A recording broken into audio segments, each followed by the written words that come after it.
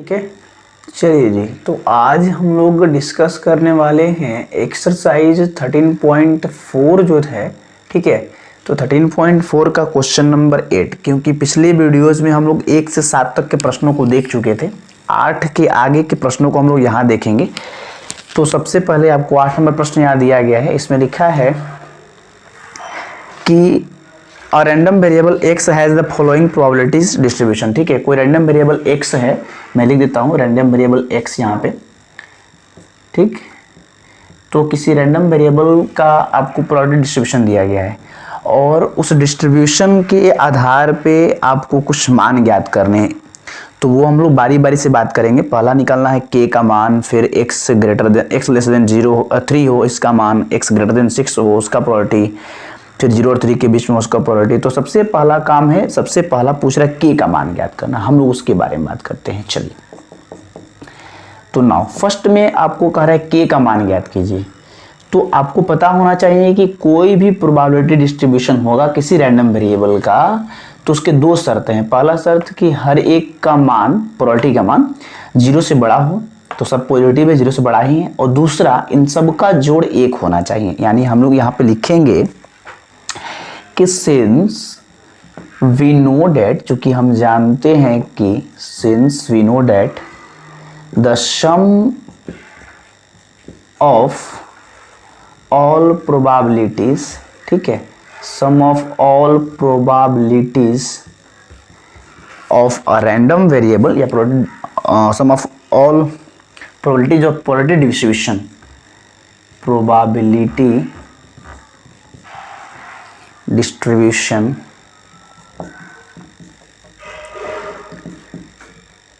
Of a random variable is 1। हमको पता है कि किसी भी रैंडम वेरिएबल के प्रोबेबिलिटी डिस्ट्रीब्यूशन के सभी प्रायिकताओं का जोड़ 1 होता है। अर्थात यहीं पर लिख देंगे कि डेट इज सम ऑफ जो प्रोबेबिलिटीज हैं, ठीक है, sum of probabilities is equal to 1।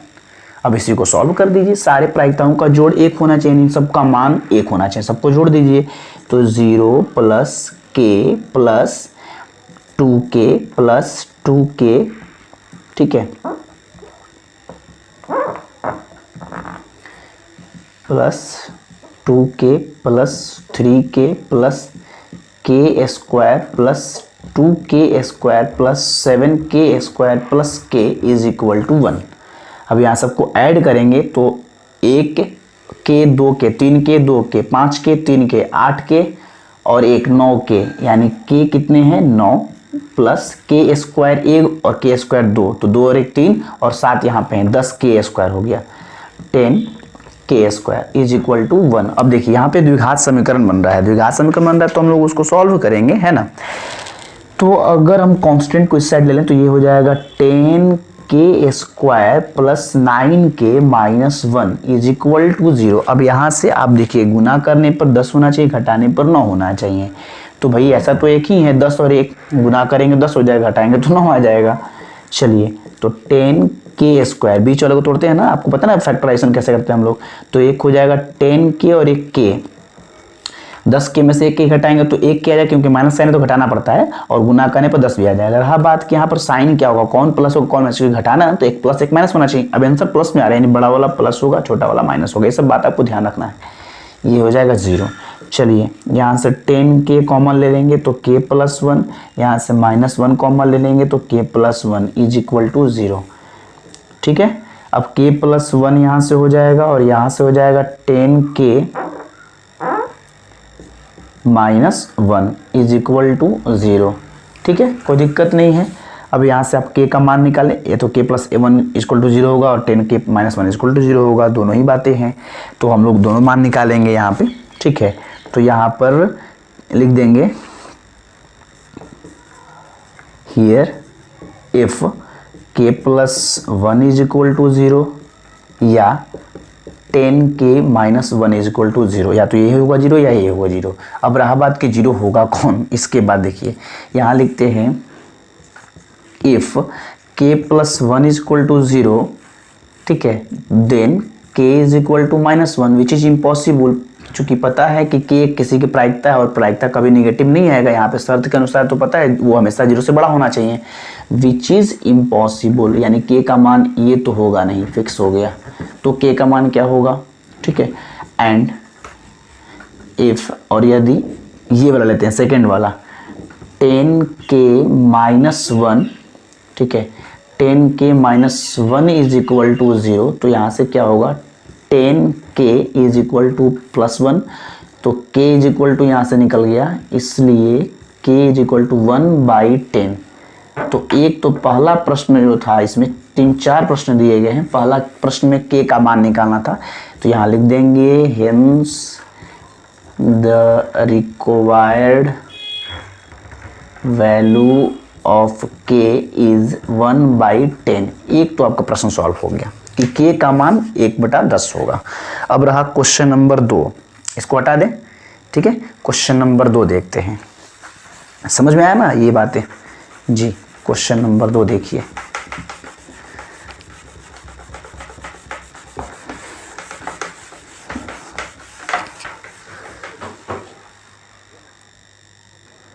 चलिए जी इसका दूसरा देखते हैं।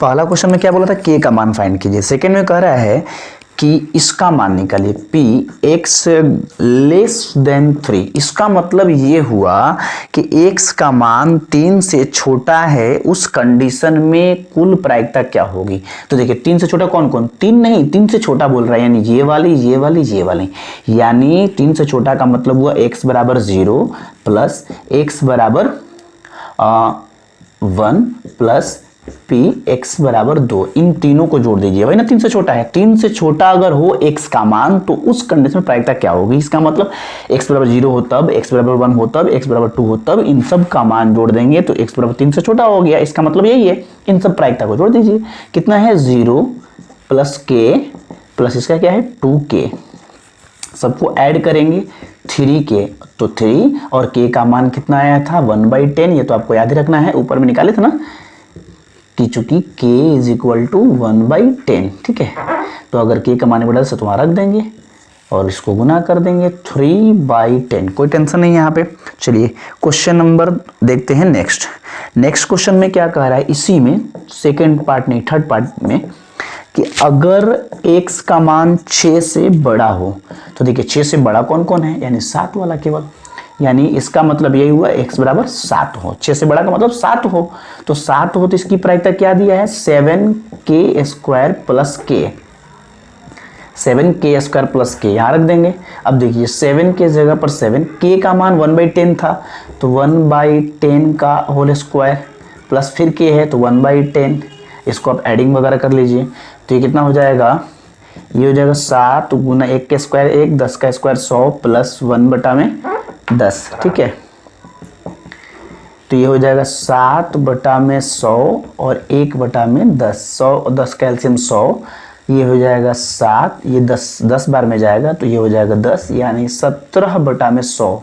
आंसर मैच कर लेंगे और कैलकुलेशन चेक कर लेंगे, अगर गलत होगा तो, ठीक है। प्रोसेस यही रहेगा। आगे ये भी सही है। क्वेश्चन नंबर 4 देखते हैं। क्वेश्चन नंबर 4 में बोल रहा है कि अगर x का मान 0 से बड़ा और 3 से छोटा हो तो 0 से बड़ा और 3 से छोटा कौन कौन हुआ, 0 से बड़ा 3 से छोटा मतलब 1 और 2 वाला, यानी इसका मतलब x बराबर 1 और x बराबर 2 की बात कर रहा है ये, ठीक है। x बराबर 1, x बराबर 2, x बराबर 1 इसकी प्रायिकता है k, x बराबर 2 इसकी प्रायिकता है 2k, दोनों को ऐड कर देंगे 3k, तो 3 × 1/10 k का मान, तो ये हो जाएगा 3/10, ये भी आपका बिल्कुल सही है।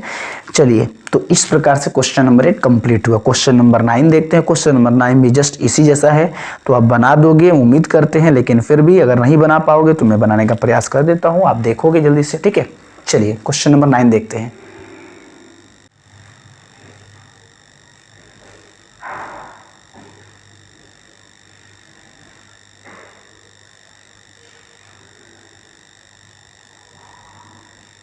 चलिए जी क्वेश्चन नंबर 9 देखिए। क्वेश्चन नंबर 9 में भी आपको प्रोबेबिलिटी डिस्ट्रीब्यूशन दिया गया है किसी x का, ठीक है, किसी रैंडम वेरिएबल का, आपको इस तरीके से दे दिया। ये चार्ट न बनाकर कैसे बना दिया, तो बात तो वही हुआ कि जब x बराबर 0 हो तो उसका प्रोबेबिलिटी ये होगा, जब x बराबर 1 हो तो उसका प्रोबेबिलिटी ये है, जब x बराबर 2 हो तो उसका प्रोबेबिलिटी ये है, अदरवाइज उसका प्रोबेबिलिटी 0 है। ये आपको दिया है कि प्रोबेबिलिटी डिस्ट्रीब्यूशन को चार्ट बना के दिया, ऐसे दे, एक ही मतलब है। और दो क्वेश्चंस आपको इसमें से फाइंड करने, पहला के का मान और दूसरा ये, तो बस वही प्रश्न है, उसी चीज को ऐसे लिखा है। तो सबसे पहले हम लोग क्या लिखते थे कि now since we know that, ठीक है, सिंस वी नो डेट, चूंकि हम जानते हैं कि सिग्मा ऑफ, ठीक है, ऐसे लिख दे क्या, we know that the sum of probability distribution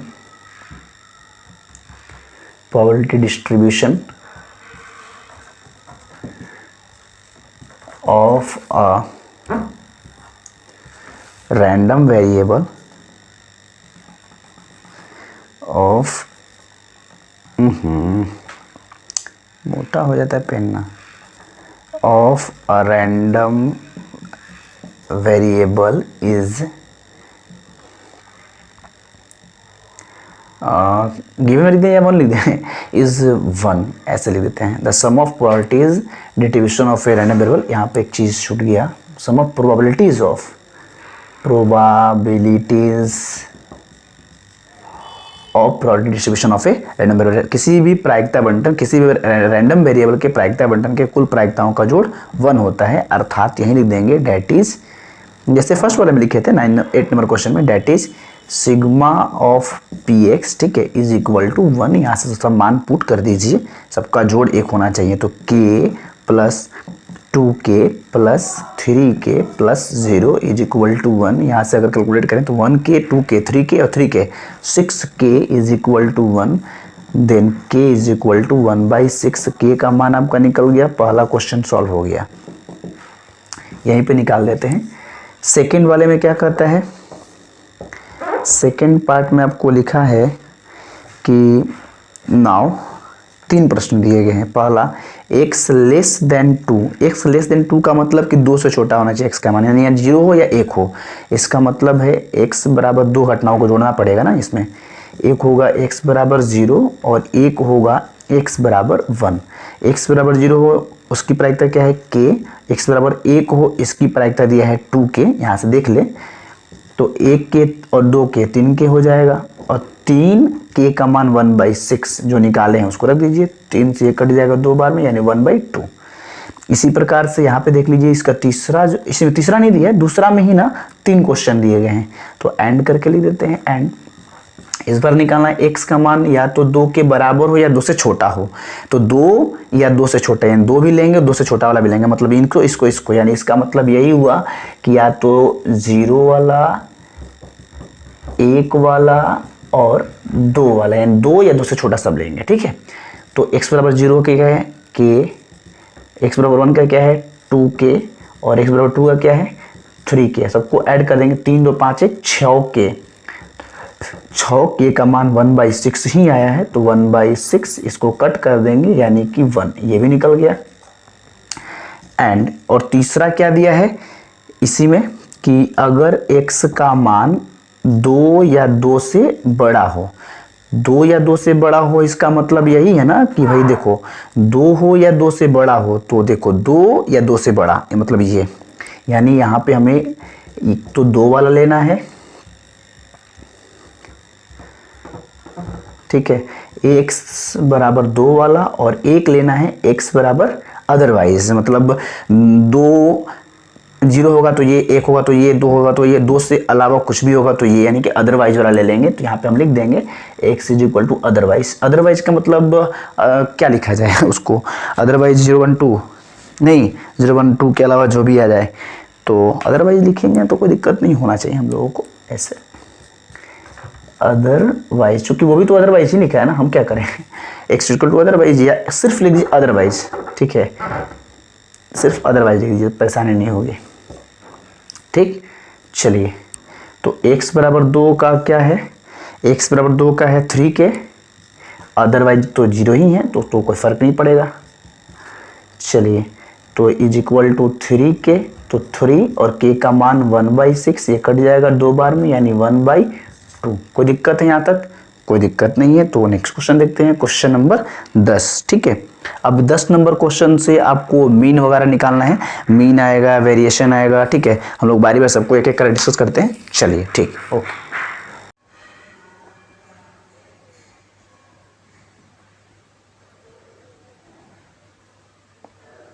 ठीक है, चलिए क्वेश्चन नंबर 10 देखते हैं। क्वेश्चन नंबर 10 में आपको कह रहा है कि find the mean number of heads in 3 tosses of a fair coin. कोई एक न्यायी सिक्का है, न्यायी सिक्का, देखिए सिक्का 3 प्रकार का कहेगा, एक फेयर बोलेगा, एक बेस्ड बोलेगा, एक अनबेस्ड बोलेगा। तो फेयर का मतलब क्या हुआ कि जिसमें हेड और टेल आने की संभावना समान है, और बेस्ड बोलेगा जैसे क्वेश्चन आया था कि उसमें हेड आने की संभावना जो है ना टेल आने की संभावना के 3 गुनी है, तो वो अलग अलग सिक्के हैं।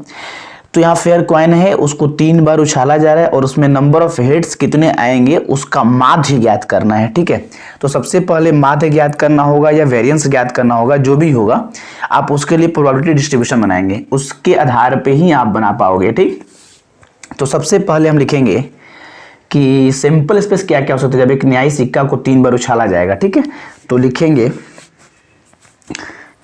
कि द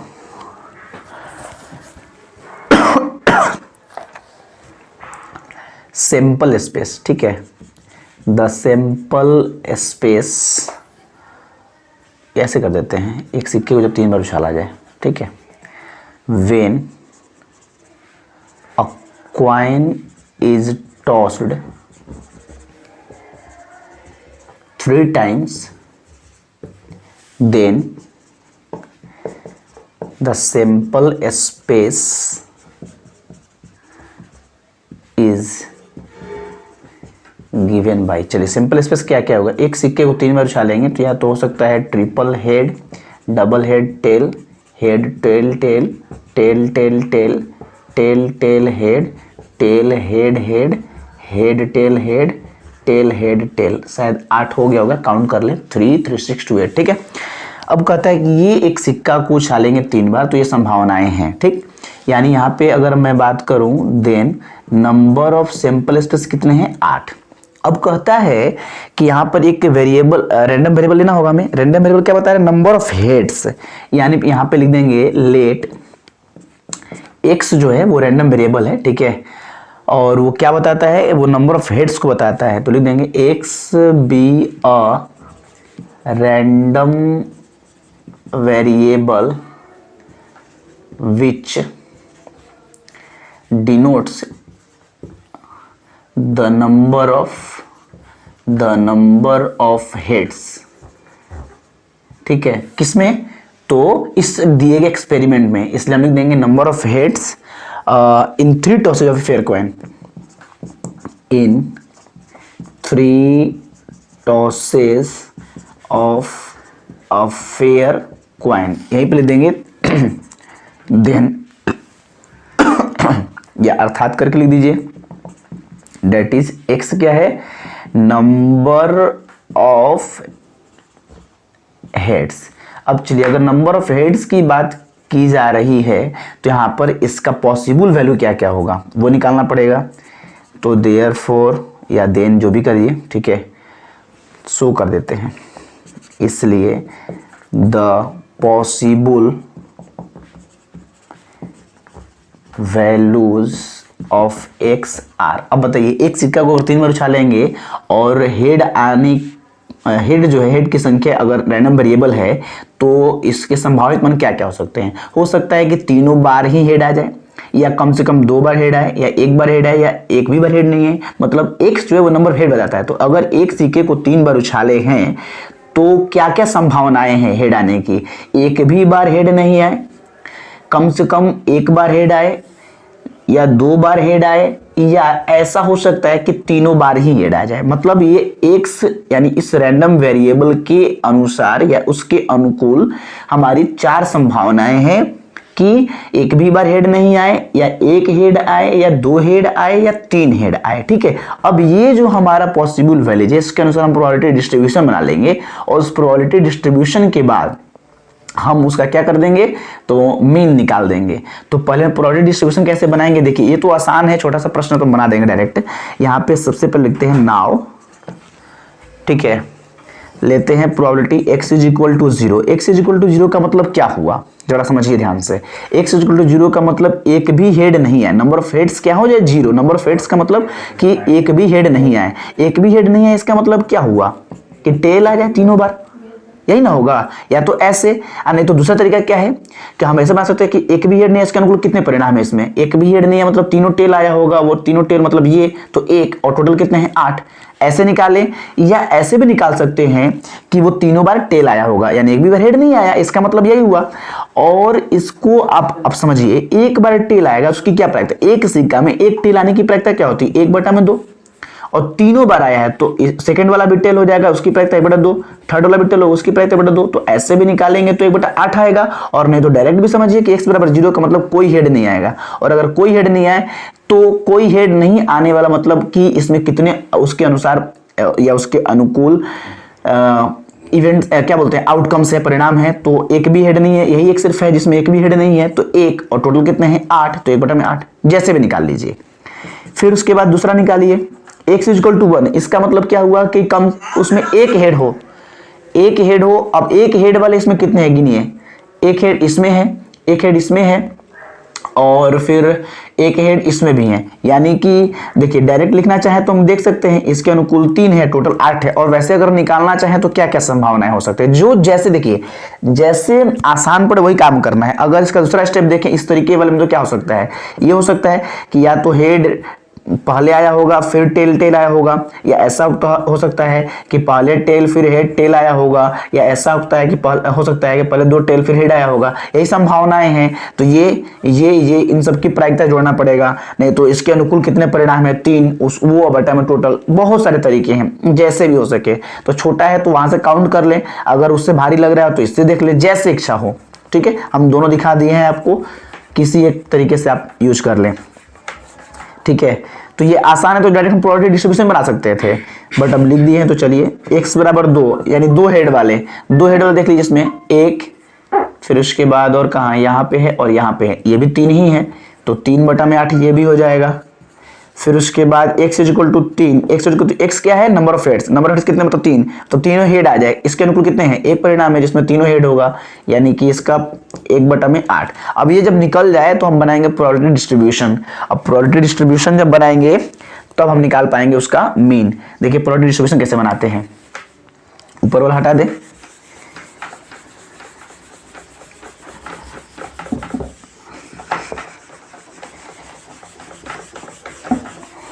ठीक है, वो ठंड के कारण ना सट जा रहा है थोड़ा सा, इसलिए इतना परेशानी हो रहा है मिटाने में। लिख देंगे कि देयरफॉर द रिक्वायर्ड, ठीक है, probability distribution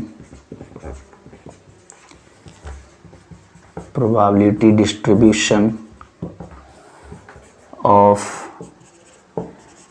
the given random variable is given by, तो हम लोग यहाँ बना देंगे प्रोबेबिलिटी डिस्ट्रीब्यूशन। ध्यान से देखिए, तो ये हो गया रैंडम वेरिएबल, ये हो गया उसका प्रोबेबिलिटी डिस्ट्रीब्यूशन। आपके कितने मान थे रैंडम वेरिएबल के पॉसिबल वैल्यूज 0 1 2 3, 0 1 2 3। डायरेक्ट ये भी लिख सकते थे, ये भी ना दिखाए हुए, क्यों 0 मतलब कि एक भी हेड नहीं हो, उसका गिन लेंगे कितने थे 1 और टोटल 8, एक हेड वाला 3 था टोटल 8, 2 हेड वाला भी 3 था टोटल 8, 3 हेड वाला 1 था टोटल 8। अब जरा जोड़ लो, 1 3 4 3 7 1 8, 8/8, यानी कि इसका टोटल सम 1 है, यानी प्रोबेबिलिटी डिस्ट्रीब्यूशन सही है। अब रहा बात प्रोबेबिलिटी डिस्ट्रीब्यूशन नहीं बनाना है, हमें मीन निकालना है, बट मीन प्रोबेबिलिटी डिस्ट्रीब्यूशन से ही निकाल सकते हैं आप। ठीक है, चलिए अब लिखेंगे नाउ बाय फॉर्मूला। तो प्रोबेबिलिटी डिस्ट्रीब्यूशन में इसको हम लोग 2-3 नाम जानते हैं। ठीक है, एक और एक्सपेक्टेशन भी बोला गया था आपको, इसीलिए इसे हम क्या लिखें, मीन लिख दें या फिर 2-3 जो भी नाम है मीन लिखेंगे, तो हम इसे म्यू द्वारा डिनोट करेंगे, या फिर इसी को हम लोग एक्सपेक्टेशन ऑफ एक्स भी बोलते हैं। ठीक है, मतलब रैंडम वेरिएबल का एक्सपेक्टेशन, या मादे कहिए म्यू कहिए, जो कह लीजिए, सब एक ही नाम है। इसका फॉर्मूला क्या बताया गया था, फॉर्मूला ये था कि रैंडम वेरिएबल और उसका प्रोबेबिलिटी रैंडम वेरिएबल उसकी प्रोबेबिलिटी, रैंडम वेरिएबल उसकी प्रोबेबिलिटी मतलब कोई भी रैंडम वेरिएबल उसके करस्पॉन्डिंग प्रोबेबिलिटी को गुना करके और सबको ऐड कर देंगे।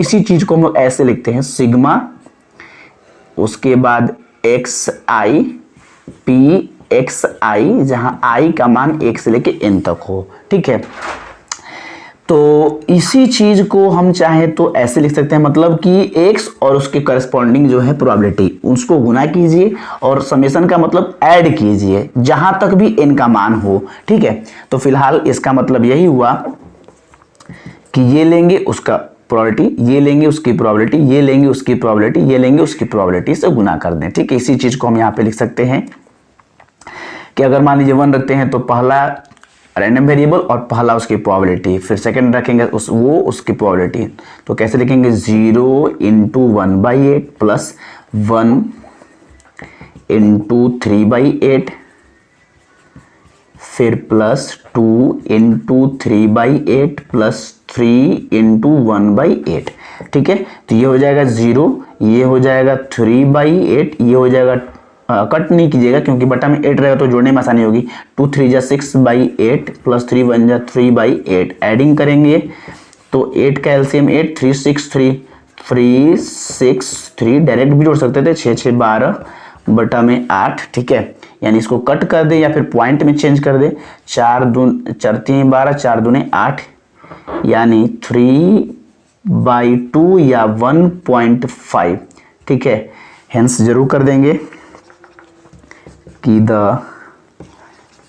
Required value of mean of the given random variable या गिवन प्रोबेबिलिटी डिस्ट्रीब्यूशन जो भी कहिए। ठीक है, given random variable is 1.5। Answer जरूर चेक कर ले, बिल्कुल सही है। ठीक है, तो यही है आपका क्या बोलते हैं उसको, अच्छा इसको कैपिटल एक्स कर दीजिएगा, कैपिटल एक्स आई। ठीक है, और उसका प्रोबेबिलिटी करस्पॉन्डिंग प्रोबेबिलिटी। तो इस प्रकार से आप मीन निकाल लेंगे। अब जब भी मीन की बात आएगी तो आप निकालोगे, और जब तक मीन नहीं निकलेगा फिर आपको वेरिएशन निकाल पाएंगे। ठीक है, तो चलिए क्वेश्चन नंबर 11 देखते हैं। चलिए क्वेश्चन नंबर 11 देखते हैं। क्वेश्चन नंबर 11 में आपको जस्ट वैसा ही क्वेश्चन है। 2 डाइस आर थ्रोन सिमुल्टेनियसली, मतलब 2 पासों को एक साथ फेंका जाता है। If x denotes the number of sixes, और x क्या है जो रैंडम वेरिएबल वो 6 आने की संख्या को प्रदर्शित करता है, तो उसका एक्सपेक्टेशन ऑफ x मतलब वही माध्य निकालना है। तो यहाँ लिखेंगे सबसे पहले 2 पासा को एक साथ फेंका जा रहा है लिखेंगे when 2 dice are thrown, ठीक है, simultaneously, मतलब एक साथ। ठीक है, then the number of, यहाँ सिंपल स्पेस सब पूरा लिखना जरूरी नहीं है, वो 36 परिणाम दिखाने की जरूरत नहीं है, सिर्फ संख्या कितनी है इसको दिखा दिया। Number of sample space, the number of sample space is given by number of sample space को। पता है कि एक पासे में 6 होते हैं, 2 बार उछाला जाए या 2 पासों को एक बार उछाला जाए तो 36 परिणाम होंगे, 36। ठीक है, चलिए अब यहाँ पे एंड x क्या बता रहा है, x कह रहा है कि denotes the number of sixes, x दिखा रहा है नंबर ऑफ सिक्सेज। ठीक है, वो 6 आने की संख्या को बता है, 6 कितनी बार आ रहा है, कब, तो 2 पासा को जब उछाला जा रहा है तब व्हेन 2 डाइस आर थ्रोन। अब एक बात समझिए, यहाँ पर पॉसिबल वैल्यू क्या क्या होंगे, नीचे लिखेंगे कि so the possible values of x are. अब बताइए एक पासा को 2 बार फेंकेंगे तो 6 कितनी बार आ सकता है, हो सकता है एक भी बार 6 नहीं आए, या हो सकता है एक बार 6 आए, या हो सकता है दोनों ही बार 6 आ जाए, बात खत्म। अब इन तीनों पे हमें प्रोबेबिलिटी डिस्ट्रीब्यूशन बना देना है डायरेक्ट। तो प्रोबेबिलिटी डिस्ट्रीब्यूशन बनाने के लिए तो 2 तरीके हैं, एक तो या तो अलग से निकाल ले फिर लिखे, या डायरेक्ट बना दे। मैं डायरेक्ट बना के दिखाता हूँ। अब ऐसे आप चलिए यहीं पे ना देखते हैं ना, कि बना दे, पहले निकाल लेते हैं, कहीं मान लो तुम लोगों को परेशानी ना हो। तो लिखते हैं पहले x is equal to 0। x is equal to 0 का मतलब क्या हुआ, एक बात समझिए। x इज इक्वल टू 0 का मतलब कि x बराबर 0 कब होगा, जब कोई भी 6 नहीं आए, यानी कोई भी 6 नहीं आए, यानी कि एक पासा को उछालेंगे 2 परिणाम आएंगे, लेकिन दोनों पर 6 नहीं आ रहा है। 6 नहीं आ रहा है, इसका मतलब क्या है कि दोनों पर 6 से छोटी कोई संख्या आ रही है, यानी लेस देन 6 आ रहा है, इस पे भी लेस देन 6 आ रहा है। अब सोचिए लेस देन 6 आने की प्रायिकता क्या होगी, 6 से छोटी, यानी 5 परिणाम है, तो 5 और टोटल 6, एक पासे पे ही ना होता है। दूसरा पे भी 6 से छोटी, यानी वही 5/6, यानी कि 25/36। समझ गए। अब 36 परिणाम निकालने की जरूरत नहीं है। फिर x इज इक्वल टू 1 का मतलब कि एक 6 आ रहा है। अब इसमें दो संभावनाएं हो सकती हैं। एक 6 आने का मतलब हो सकता है कि पहले पे 6 आ रहा है और दूसरे पे ना 6 से छोटी कोई संख्या आ रही है, या ऐसा हो सकता है कि पहले वाले मतलब पहली 2 बार उछाला जाना ना, तो पहली बार 6 से छोटी कोई संख्या आ रही है और दूसरी बार में 6 आ जा रही है, ये ना घटना हो सकती है। चलिए तो यहाँ पे इसकी प्रायिकता क्या होगी, देखिए इसको ध्यान से, पहला 6 आएगा, ये 6 कितने होते हैं एक पासा में, 1, और टोटल संभावित परिणाम 6 गुना 6 से छोटी आएगी तो 5/6 प्लस है तो प्लस, फिर 6 से छोटी आएगी तो 5/6 और 6 आएगा तो 1/6, यानी 5/36 प्लस 5/36 यानी कि 10/36 परिणाम हो जाएंगे ये, ठीक है। एंड तीसरा क्या है, x is equal to 2। x is equal to 2 का मतलब दोनों बार 6 आ जाए, है ना, दोनों बार 6 आ जाए, यानी कि 6 आ जाए। तो पहली बार में 6 आएगा, इसकी प्रायिकता 1/6, दूसरी बार में 6 आएगा 1/6, यानी 1/36। और चेक करना ये है कि हमारा टोटल जो मान होना चाहिए वो प्रोबेबिलिटी डिस्ट्रीब्यूशन में प्रायिकता का जोड़ 1 होना चाहिए। देखो 25 + 10 35, 1 36, 36/36 1 आ जाएगा। अब नीचे में लिख देंगे कि देयरफॉर, जल्दी से इसको लिख देते हैं कि द रिक्वायर्ड, ना भी लिखे तो कोई दिक्कत नहीं है, रिक्वायर्ड प्रोबेबिलिटी डिस्ट्रीब्यूशन, ध्यान से पीडी मतलब probability distribution of the given random variable is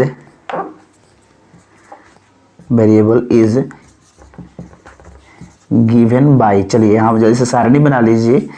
सारणी में आपको पता ही है कि क्या क्या वैल्यूज आए हैं, 0 1 2, ये आ गया है 25/36, ये 10/36, कटाने की जरूरत नहीं है, और ये हो जाएगा 1/36, ठीक है।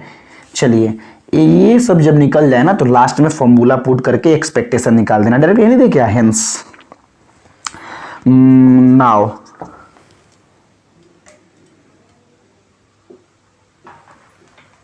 बाय फॉर्मूला, ठीक है। तो हमें डायरेक्ट लेते हैं मीन कहिए या मीन नहीं कर रहे, एक्सपेक्टेशन ऑफ एक्स कर रहे हैं तो आप एक्सपेक्टेशन को शॉर्ट में लिख दीजिए, या पूरा नाम लिखना तो पूरा नाम लिखिए एक्सपेक्टेशन, ठीक है। एक्सपेक्टेशन ऑफ एक्स मतलब इसी को शॉर्ट में ई एक्स कहते हैं, इसी को म्यू कहते हैं। फॉर्मूला सिंपल से है कि sigma X I into P X I where I is equal to 1 to n, यही फॉर्मूला होता है। यहाँ पे देख लीजिए, ये गुना ये गुना ये गुना ये जो आएगा जोड़ लीजिए, तो आप 0 गुना 25/36 प्लस 1 गुना 10/36 प्लस 2 गुना 1/36 आराम से गुना घर पे कीजिएगा, लास्ट में हेंस लिख दीजिएगा। कोई परेशानी कष्ट हुआ तो कमेंट बता दीजिएगा, ठीक है। चलिए जी क्वेश्चन नंबर 12 हम लोग देखते हैं। क्वेश्चन नंबर 12 में लिखा है 2 numbers are selected at random without replacement from the first 6 positive integers. देखिए प्रथम 6 धनात्मक पूर्णांक है, जैसे 1 2 3 4 5 6, इनमें से ना 2 संख्याओं को चुन रहा है, और उनमें से x जो है रैंडम वेरिएबल जो है वो कह रहा है कि डिनोट करता है लार्जर ऑफ 2 नंबर। जैसे मान लीजिए 1 और 2 सेलेक्ट किया गया तो इसमें से बड़ा संख्या को दिखाएगा, अगर 2 और 3 सिलेक्ट किया गया तो उसमें से 3 को दिखाएगा, 3 और 4 दिखाएगा तो उसमें 4 को दिखाएगा, 4 और 5 चुना गया तो 5 दिखाएगा, 5 और 6 चुना तो 6 दिखाएगा। यानी कि वहां पे रैंडम वेरिएबल क्या क्या हो सकता है, 2 3 4 5 6, एक तो होगा नहीं, क्योंकि एक किसी के साथ लेंगे तो बड़ा संख्या तो होगा नहीं, इससे बड़ा ही कोई ना कोई होगा।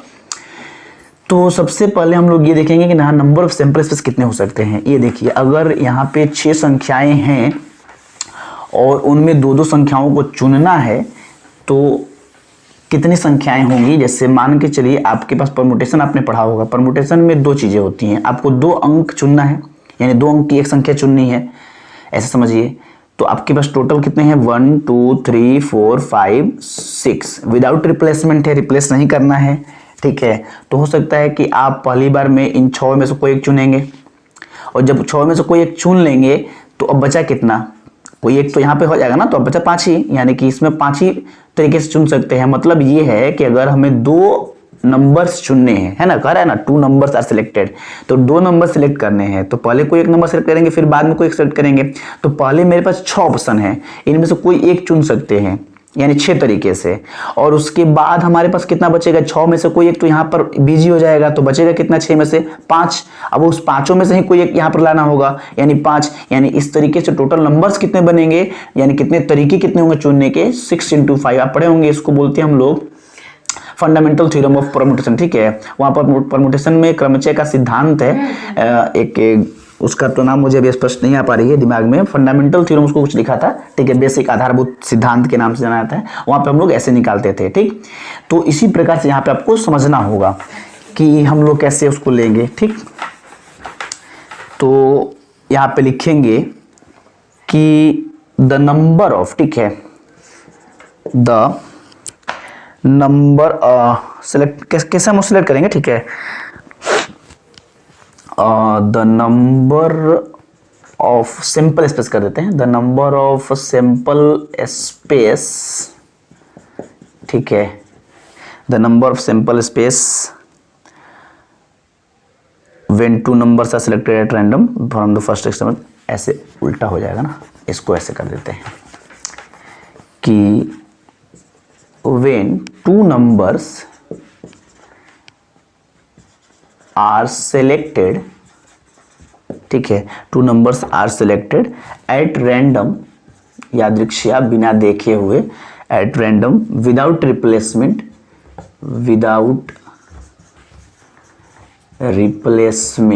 ठीक है, from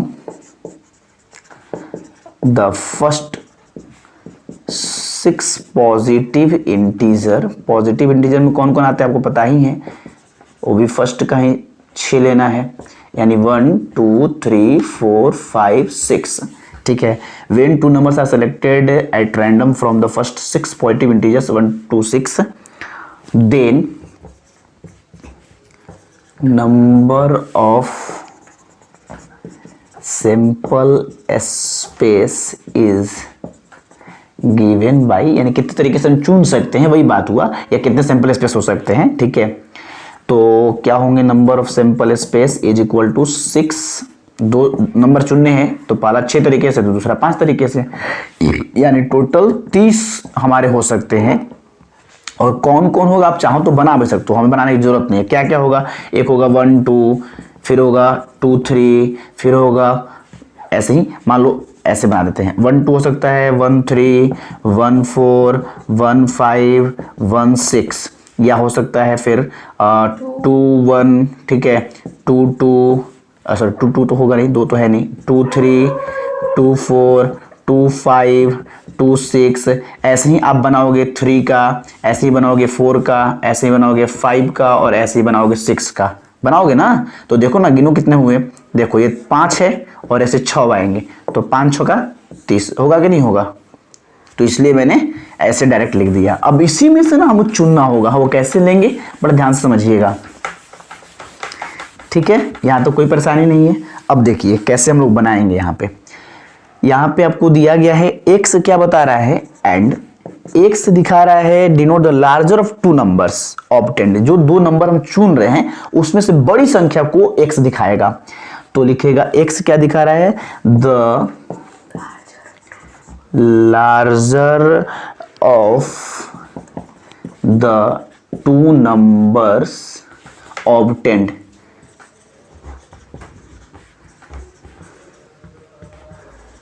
ठीक है, जो 2 संख्याएं चुनी जा रही हैं उसमें से बड़ी संख्या को दिखा रहा है।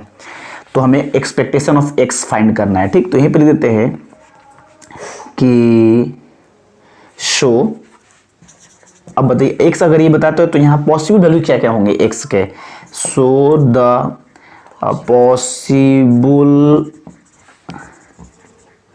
Values of x are. अब एक्स का मान क्या क्या हो सकता है, अब देखिए इनमें से कोई 2 चुनिए, तो जब भी 2 चुनिएगा, अगर मान लीजिए 1 2 चुनेंगे तो बड़ा कौन बताएगा 2, 2 3 लेंगे तो उसमें बड़ा कौन आएगा 3, 3 और 4 लेंगे तो उसमें बड़ा कौन दिखाएगा 4, 4 5 लेंगे तो 5, 5 6 लेंगे तो 6, एक तो किसी से बड़ा है नहीं कि वो आएगा। यानी यहाँ पॉसिबल वैल्यूज x के या तो 2 होंगे या 3, माने कोई भी 2 लेंगे तो उसमें बड़ा संख्या को x बता रहा है, तो 1 2 लेंगे तो 2 बड़ा हो जाएगा, 2 3 लेंगे तो 3 बड़ा हो जाएगा, एक किसी में तो बड़ा होगा नहीं। यानी 2 3 4 5 एंड 6 ही यहाँ x के पॉसिबल वैल्यूज होंगे।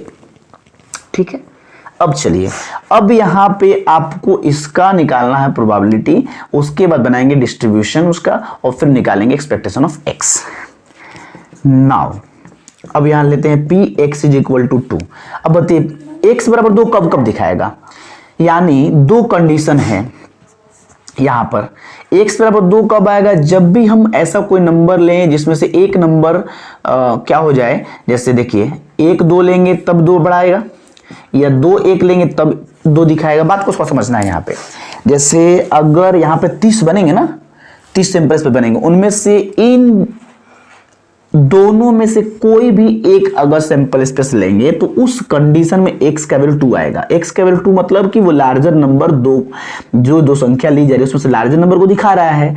तो लार्जर अगर 1 2 लेंगे तब भी लार्जर नंबर 2 आएगा, और 2 1 लेंगे तब भी लार्जर नंबर 2 आएगा, और अगर कोई लेंगे तो 2 से बड़ा संख्या को दिखा देगा ना। मान लीजिए अगर हम लेते हैं 1 3 लेंगे तो उसमें 3 बड़ा हो जाएगा। मतलब इसमें से कितने ऐसे जोड़े बन सकते हैं जिसमें से बड़ा संख्या 2 रहे, तो यही 2 बन सकते हैं। यानी संभावित परिणाम कितने होंगे 2, अनुकूल परिणाम, और टोटल कितने हैं 30, तो 30। इस प्रकार से आपको लिखने हैं, यानी कि ये कितना हो जाएगा 1/15। समझ में आ रही है, थोड़ा आराम से समझिए। अगला क्वेश्चन देखिए समझ में आ जाएगा। x इज इक्वल टू 3, यानी x 3 आएगा, x का मान 3 हो। कब 3 मतलब लार्जर संख्या 3 हो जाए, x सही ना है लार्जर नंबर, तो लार्जर नंबर 3। तो 3 कब होगा, जब भी हम ऐसा कोई ग्रुप बनाए जिसमें 3 या 3 से छोटी संख्या हो। यानी इसमें क्या क्या होगा, अगर हम 1 2 बनाए तो 3 थोड़ी आएगा, 1 3 2 3 या 3 1 या 3 2, यही ना, इनमें से कोई एक रहेगा तो 3 बड़ा होगा। देख लो 3 या 3 से छोटा वाला जितने भी हैं सब बना लो, एक बार सीधा बना लो, एक बार उल्टा बना लो। तो इसमें कितने होंगे 4, और टोटल कितने हैं 30, यानी 4/30। ओके, कोई दिक्कत, कोई कष्ट, कोई परेशानी बताओ। 4/30 यानी 2/15 होगा कि नहीं होगा। फिर अगर हम x इक्वल टू 4 लेते, अब बताओ जब भी 4 का बड़ा संख्या बताएगा, 4 2 ग्रुप जो ले रहे हैं जोड़े, उसमें 4 बड़ा हो तो क्या क्या हो सकता है, यानी जो लेंगे उससे 4 से छोटा वाला लेंगे, यानी या तो 1 4 होगा, या 2 4 लो, 2 4 लो, या 3 4 लो, और फिर उल्टा कर दो, यानी 4 3 या 4 2 या 4, इनमें से कोई भी लोगे ना 2, इसको लोगे तभी 4 आएगा, इसमें लोगे तो भी 4, इसमें 4, यानी कि कितने होंगे 6/15, 6/30, यानी कि 3 दूने 6, 6/30। तो डायरेक्ट काट दे। अब देखो अगर बटा में सेम रहेगा तो थोड़ा सा एडिंग में आसान रहता है। चलो कोई बात नहीं, अगर तुम्हें लगा है कि मैं काट दूं तो काट दो, 1/5 कर दो। चलिए 5 के लिए अब मैं बताऊं, ऐसे आप लिख लोगे क्या, 1 5 वाला, 2 5, फिर 3 5, 4 5, समझ गए ना, आप तो समझ जाओगे।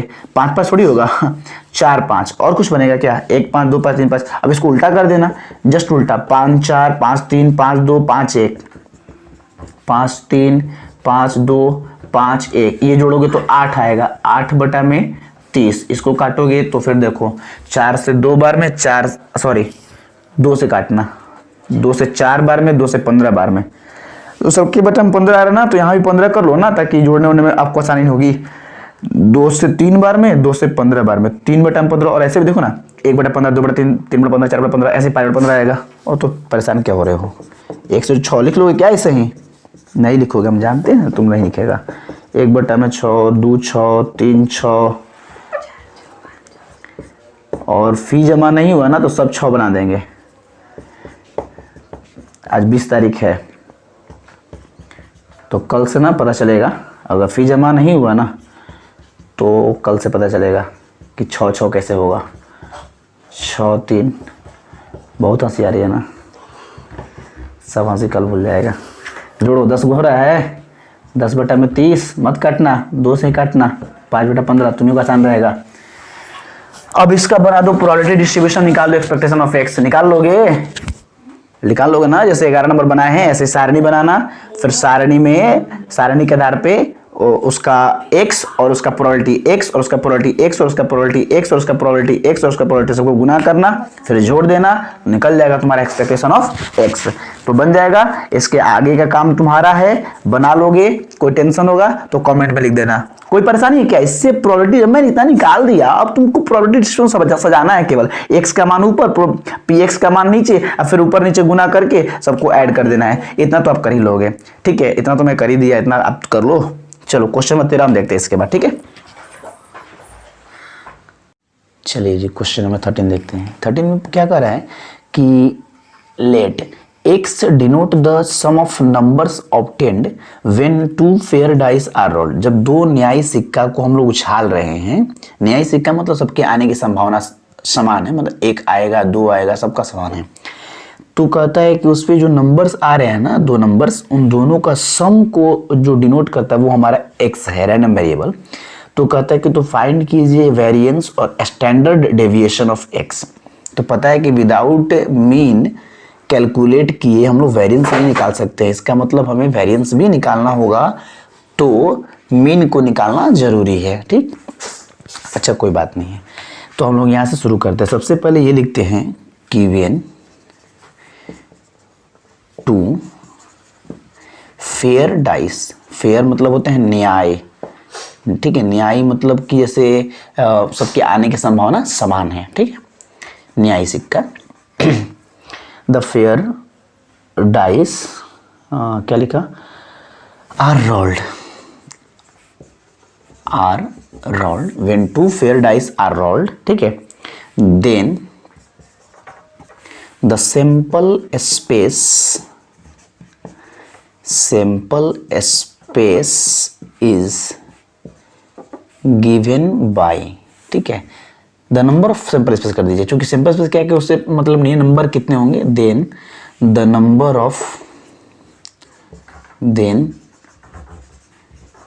Number of sample space is given by. बताइए नंबर ऑफ सैंपल स्पेस कितने होंगे? पता है कि अगर एक पासे को एक बार उछालेंगे तो 6, दो बार उछालेंगे तो 6 का पावर 2, यानी कि 36 परिणाम होंगे। अब कौन कौन होंगे ये आप पढ़े होंगे 10th क्लास में, 1 1 1 2 1 3, इस प्रकार से वो नंबर्स होंगे, ठीक है? यहीं पर एक चीज दे रहा है कि x क्या डिनोट करेगा, तो x जो है वो denote the sum of numbers obtained, ठीक है? मतलब जो यहाँ पे नंबर्स आ रहे हैं दो पासे को उछालने पर, उन दोनों नंबर्स का जो सम है उसको डिनोट करेगा। यानी कि ये डिनोट करेगा the sum of the numbers, the sum of the numbers obtained, ठीक है? जो नंबर्स प्राप्त हो रहे हैं उन दोनों का सम जो है ना उसको वो डिनोट करेगा, ठीक? सम ऑफ द नंबर्स ऑब्टेन्ड। क्या लिखें? ऑब्टेन्ड के बाद भी लिख दें क्या? उसको भी आप चाहो तो डाल सकते हो। Obtained when two fair dice, when two fair dice are rolled, ठीक है? एक मिनट, कुछ ओके, डाइस आर रोल्ड, ठीक है? यहाँ तो कोई परेशानी नहीं है। तो अब आपको ये बताना है कि अगर ये x इसको डिनोट करता है, अच्छी बात है, तो x के संभावित मान क्या क्या हो सकते हैं? तो यहाँ पे हम लिखते हैं कि देन द पॉसिबल वैल्यूज, ठीक है? वो आपको निकालना बहुत जरूरी है। Possible values of x are. अब खुद सोचिए, इसमें अगर हम बात करें तो वो सैंपल स्पेस यही होंगे, कहाँ तक ये जाएगा? Dot dot dot dot dot dot, कहाँ तक? लास्ट में 6 तक जाएगा। तो ये आप सोचिए इन सब का सम निकालना है। तो ये देखिए, इस सबसे जो छोटा है उसका जोड़ कितना आ रहा है? 2। उसके बाद क्या आ रहा है? 3। उसके बाद 4 है ना, देखिए 1 1 2 2 1 3 3 1 4, ऐसे ही जोड़ते जोड़ते सबसे जो बड़ा है उसका जोड़ कितना आ रहा है? 12।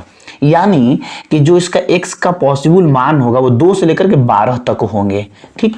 अब देखिए यानी क्या क्या होंगे, 2 3 4 5 6 7 8 9 10 11 एंड 12, इतने सारे इसके पॉसिबल वैल्यूज होंगे।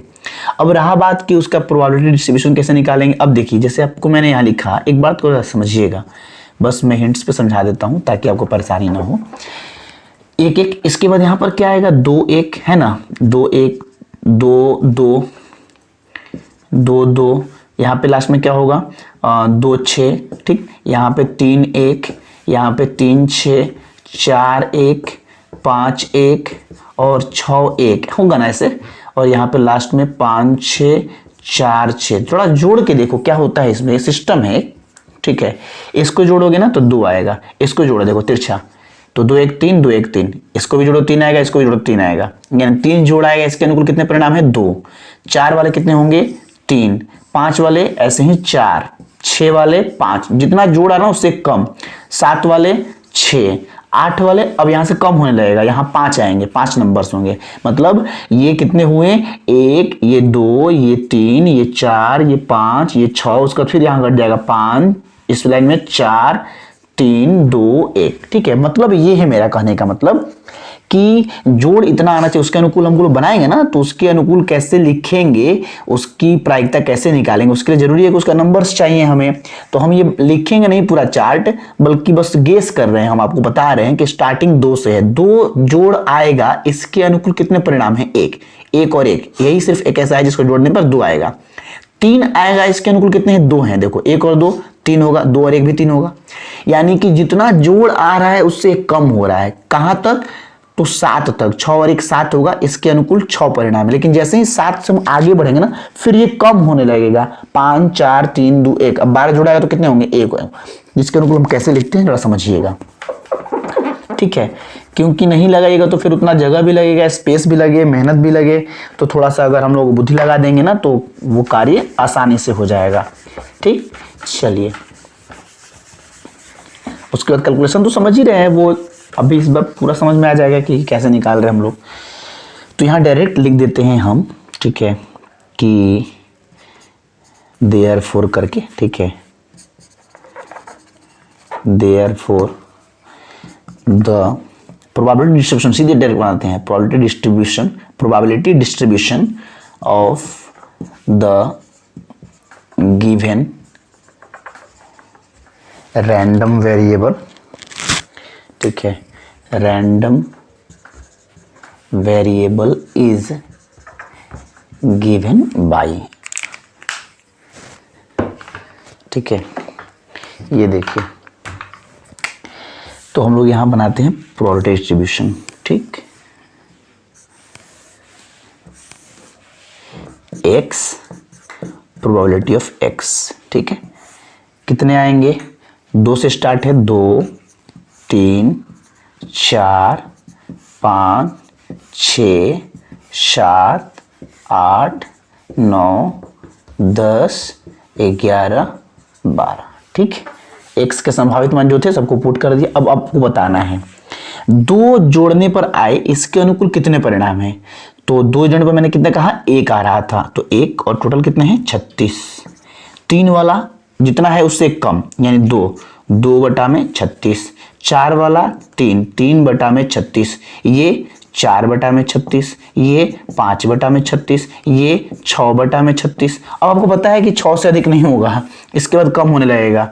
इसके बाद क्या होगा, 5 बटा में 36, देख लीजिएगा, इसका 4 बटा में 36, ये 3 बटा में 36, ये 2 बटा में 36, ये 1 बटा में 36। जहां से शुरू वहीं पे खत्म होगा, ये स्टार्ट रखिएगा। क्योंकि आपको पता है ना, मैक्सिमम ये जो बन रहा है, आप ऐसे समझिए 6 बाई 6 का है ना, पता है ना 36 परिणाम होते हैं। देखिए आपको मैं समझा देता हूँ, ये देखिए 3 3 6 हो गए, फिर ऐसे भी 6 हैं, 3 3 6। तो जो मैक्सिमम लाइन होगा ना उसमें 6 ही होंगे, ये वाला ये वाला ये वाला ये वाला। क्योंकि ये देखिए एक समझिएगा, इसमें 1 था, फिर 2 हुआ, फिर 3 आएगा, फिर 4 होगा, फिर 5, फिर 6, फिर क्या होगा 5 4 3 2 1। इसी आधार पे मैंने ये बना दिया बिना निकाले हुए, ठीक। आगे क्योंकि हमें ये थोड़ी कैलकुलेट करना है, हमें तो उसका निकालना है मैन क्या बोलते हैं, वेरिएंस का निकालना है। चलिए, तो वेरिएंस निकालने से पहले आपको निकालना पड़ेगा उसको क्या बोलते हैं, मीन। मीन जब निकल जाएगा ना तब आप उसको निकाल पाएंगे। ठीक है, दो फॉर्मूले थे मीन के बारे वाले में, हम लोग उसको भी देखेंगे कैसे कैलकुलेट किया। सबसे पहले आप इसको मीन निकाल लें, जब मीन निकल जाएगा तो वेरिएंस बहुत ईजी, बहुत आराम से निकाल पाएंगे हम लोग। ठीक है, चलिए तो हम लोग लिखते हैं कि नाउ बाय फॉर्मूला, ठीक, मीन का फॉर्मूला क्या था, एक्सपेक्टेशन ऑफ एक्स उसको बोलते थे ना, एक्सपेक्टेशन ऑफ एक्स बोलिए या म्यू बोलिए, जो कहिए कहना हो। फॉर्मूला क्या था, sigma X I P X I, where I is equal to 1 to n। ठीक है, चलिए तो हम लोग इसको कैसे बनाएंगे, जितना भी ये है उसका ये गुना, उसके साथ उसका गुना करके सबको ऐड करना है। देखिए x मतलब ये वाला, px मतलब ये वाला, और दोनों को गुना करना है। i वाला x लेंगे तो i वाला px भी लेंगे, मतलब कि पहला अगर x का मान ले रहे हैं तो पहला उसका प्रायिकता, दूसरा तो दूसरा का प्रायिकता, और सबको गुना करके क्या करना, समेशन करना है, जोड़ना है। तो चलिए गुना करते हैं, जोड़ते हैं, बहुत लंबा है बट आराम से करेंगे तो हमारा कार्य हो जाएगा। ठीक है, एक देखिए, एक अगर हम लोग दिमाग लगाए ना तो थोड़ा सा आराम से काम भी होगा और जल्दी भी काम होगा, क्योंकि सबके नीचे बटा में 36 है। तो हम क्यों ना ऐसे सोचे, 2 से इसमें करना है, 3 से इसमें करना है, इसमें करना है, सब में एक बटा 36, सबका एक बटा 36 कॉमन ले लेते हैं। क्या ये अच्छा रहेगा? अगर हम लोग ऐसा कर दें, थोड़ा समझिएगा मेरी बात को, कि 1 बटा 36 सब में है ना, तो जिससे मैं दिखा देता हूं फिर आपको समझाओ। 2 गुना 1 बटा में 36, 3 गुना 2 बटा में 36, फिर 4 गुना 3 बटा में 36, सबकी बटा में 36 आ रहा है। चलिए मैं एक बार लिख ही देता हूँ, अब लिख ही दिया तो 5 गुना 4 बटा में 36, फिर 6 गुना 5 बटा में 36, प्लस 7 गुना 6 बटा में 36, और फिर वापस आएगा 8 के बाद से, प्लस 8 गुना 5 बटा में 36, 9 गुना 4 बटा में 36, 10 गुना 3 बटा में 36, 11 गुना 2 बटा में 36, और 12 गुना 1 बटा में 36। इसलिए मैंने कटाया नहीं ताकि जोड़ने उड़ने में आसानी हो। सब में 1 बटा 36 कॉमन निकल जाएगा अगर, तो 1 बटा 36 हम सब में से कॉमन ले लेते हैं, सब में है ना। चलिए तो 1 बटा 36 निकाल तो क्या बचा, 1 बचेगा, तो 2 एकम 2, इसमें से 1 बटा 36 निकल गया, तो मतलब बट्टा वाला सब निकल गया 36, सबका बट्टा में 36 जो है ना हम बाहर ले लिए। तो 2 एकम 2, 3 दूने 6, 4 तिहाई 12, 5 चौके 20, 6 पचे 30, 7 छक्का 42, 8 पचे 40, 9 चौके 36, 10 तियां 30, 11 दूने 22, 12 एकम 12। सबको ऐड कर दीजिएगा। जब सबको ऐड करेंगे तो हमारा आंसर कितना होगा देख लीजिए, 2 6 8 10, 10 2 12, 6 18, 2 20, 2 22 के 2 हाथ में लगा 2, फिर 3 2 5, 3 5 3 8, 4 12, 4 16, 3 19, 3 22, 2 24, 1 25, यानी 252 बटा में 36 है ना। देख लीजिए, अब इसको कटा दीजिएगा। 36 का अगर टेबल आपको याद हो तो 36 से 7 बार में ये कट जाएगा, 36 7 252 होता है। ठीक, यानी कि हमारा जो एक्सपेक्टेशन का मान आया वो 7 आया, तो हमारा मीन तो निकल गया। अब इसके बाद मीन तो निकालना नहीं था, हमें तो निकालना है वेरिएंस। तो वेरिएंस कैसे निकालेंगे, इसी की सहायता से उसको निकाल पाएंगे। और वेरिएंस के बहुत सारे फॉर्मूले हैं, ठीक है, बहुत सारा फॉर्मूला है, तो मैं उसको एक एक करके डिस्कस करता हूँ। 2-3 फॉर्मूला आपको बताया गया कौन सा यहाँ पर बेटर रहेगा। देखिए, एक तो आपको बताया गया वेरिएंस के लिए कि आप सबसे इजी वही होगा। एक कह रहा है कि आप क्या कीजिए ना, एक्स में से जो ये आया है एक्सपेक्टेशन उसको घटा दीजिए, और घटाने के बाद उसका जो माध्य होगा वो जो है कि नहीं घटा दीजिए, उसका स्क्वायर कर दीजिए, और फिर जो मतलब एक्सपेक्टेशन का मान आएगा वही आपका वेरिएंस होगा। तो इतना लंबा चौड़ा करने से कोई फायदा नहीं है। सबसे आसान काम आपको मैं बता रहा हूँ। दूसरा तरीका ये भी है, इसमें से एक्स में से म्यू को घटाइए, जो आएगा उसका स्क्वायर कीजिए। ठीक है, बात समझिए। जैसे देखिए ई एक्स है, ई एक्स का मतलब ये हुआ, तो एक्स के जगह पे क्या लिखा है, एक्स प्लस म्यू का होल स्क्वायर, यानी कि एक्स में से म्यू घटाइए, उसका स्क्वायर कीजिए, और एक्स के जब उसको पुट कीजिए तो बहुत लंबा चौड़ा बात हो जाएगा। इसका सबसे आसान तरीका मैं बता रहा हूँ। ऊपर से थोड़ा साफ कर लेता हूँ, थोड़ा सा रोकिएगा तो 1 मिनट, ऊपर से मिटा लेते हैं। चलिए ठीक है, तो देखिए सबसे आसान तरीका इसको हो गया। अब हम लोग क्या करेंगे कि जैसे ई एक्स निकाले ना, इसी प्रकार से लिख दीजिएगा एंड ई एक्स स्क्वायर निकाल लीजिए चुपचाप। ठीक, जैसे ई एक्स निकाले वैसे ही ई एक्स स्क्वायर निकलेगा। उसका क्या होगा, जैसे एक्स था तो यहाँ एक्स लिखे ना, एक्स स्क्वायर तो यहाँ एक्स स्क्वायर लिखेंगे। इसका क्या होता है formula, sigma X square into I तो रहेगा ही, ठीक है, पी एक्स आई, मतलब बस जैसे एक्स से गुना कर रहे थे ना, एक्स स्क्वायर से गुना कर दिए उसके प्रोबेबिलिटी में, where I is equal to 1 to n, और जो मान आएगा तो हम क्या करेंगे, इसमें से इसका स्क्वायर घटा देंगे, वेरिएंस निकल जाएगा। बहुत सिंपल है, ये हो जाएगा। अब देखिए गुना करेंगे कैसे, फिर वही सबका x जो है ना, x के जब उसका स्क्वायर लिखेंगे और उससे गुना करेंगे, जैसे x से गुना कर रहे थे x स्क्वायर से गुना करेंगे। ठीक है, इंट्रोडक्शन पार्ट में आपको इसका दिखाएगा फॉर्मूला। तो 2 का स्क्वायर करेंगे, 2 का स्क्वायर गुना 1/36, फिर 3 का स्क्वायर गुना 2/36, फिर 4 का स्क्वायर गुना 3/36, फिर इसी प्रकार से 5 का स्क्वायर गुना 4/36, फिर 6 का स्क्वायर गुना 5/36, फिर 7 का स्क्वायर गुना 6/36, प्लस 8 का स्क्वायर गुना 5/36, 9 का स्क्वायर गुना 4/36, 10 का स्क्वायर गुना 3/36, फिर 11 का स्क्वायर गुना 2/36, फिर 12 का स्क्वायर गुना 1/36। आपको पता है कि सबके बटा में 36 है, तो हम क्यों ना उसको कॉमन ले लें, 1/36 कॉमन ले लिए। अब देखिए गुना करें, 2 का स्क्वायर में मतलब 4, 4 में 1 से करेंगे तो 4, 3 का स्क्वायर 9 9 दूने 18, 4 का स्क्वायर 16 16 तियाँ 48, 5 का स्क्वायर 25 25 चौका 100, 6 का स्क्वायर 36 36 पाँचे 180। ठीक है, 36 पाँचे 180, कोई दिक्कत नहीं है। इसके बाद आगे जाइए, फिर 7 के स्क्वायर करेंगे 49, 49 में 6 से करना है। देखिए 49 में 6 से करेंगे तो 240 और 54, 240 और 54 294। फिर 8 का स्क्वायर कितना हो जाएगा 64, 64 में 5 से करने यानी कि 320, 320। फिर 9 का स्क्वायर 81, 4 से करना है तो 4 और ये 320, 324 हो जाएगा कि नहीं। 9 में 81, 4 से कम 4 4 32, ठीक है 324, प्लस 10 का स्क्वायर 100, 100 में 3 से करेंगे तो 300, 11 का 121, 121 में 2 से करेंगे तो 242 आ रहा है ना, देख लीजिए तो थोड़ा एक बार। और 12 का स्क्वायर 144 में 1 से करेंगे 144।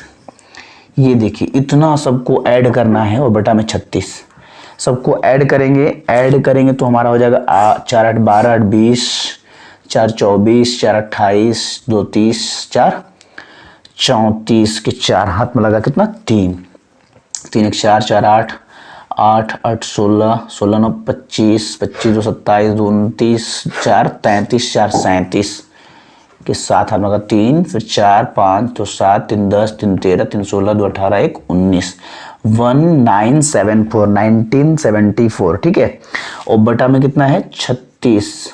अब देखिए इसको आप देख लेंगे, अगर कट रहा होगा तो जरूर कटा दीजिए, नहीं कट रहा होगा तो जबरदस्ती नहीं करना है। ठीक है, कितना हो जाएगा 1974। हमें लग रहा है कि कट नहीं पाएगा, देखते हैं कटा करके।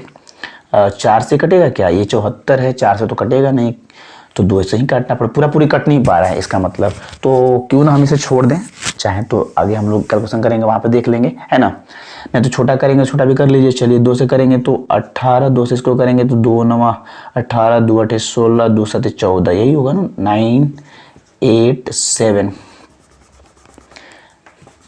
987/18। कोई दिक्कत नहीं है। चलिए जी, अब हमारा जब ये निकल जाए तो निकल गया वेरिएंस। इसको हटा दें। अब देखिए वेरिएंस कैसे निकाल रहे हैं, बहुत ध्यान से वो फॉर्मूला याद रखना होगा, इतना कार्य करना होगा आपको तो आपका काम हो पाएगा। ठीक, चलिए नाउ वेरिएंस निकालना है। ठीक, आपको पता है कि वेरिएंस को हम लोग कितने तरीके से डिनोट करते हैं। एक तो लिखते हैं वेरिएंस ऑफ एक्स, ठीक, इसी को लिखते हैं सिग्मा एक्स स्क्वायर, ऐसे पता है ना, ये सब तरीका है। ये सिग्मा है, आपको नहीं लिखने आए ना तो कैसे लिखिएगा, ये ऐसे लिखा जाता है, ठीक है, सिग्मा स्क्वायर एक्स। ये फॉर्मूला होता है ऐसे, sorry, expectation of x square minus expectation of x का स्क्वायर। समझ में आ रही है? ये फॉर्मूला है सबसे सिंपल वेरिएंस ऑफ एक्स का। तो इसका मान आप निकाल चुके हो 987/18, कोई दिक्कत, माइनस 7 है तुम्हारा एक्स का मान, तो 7 का क्या लिखना है, स्क्वायर, यानी ये हो जाएगा 987/18 माइनस 7×7=49, ठीक है, ठीक। चलिए, तो अब हम लोग करेंगे इसका बटा पर का एडिशन कर देंगे ना यहाँ पे, तो एलसीएम हो जाएगा 18, ये हो जाएगा 987, 1849 में गुना करेंगे, 18×9 162, 18×4 72, 720 प्लस 162 यानी 882।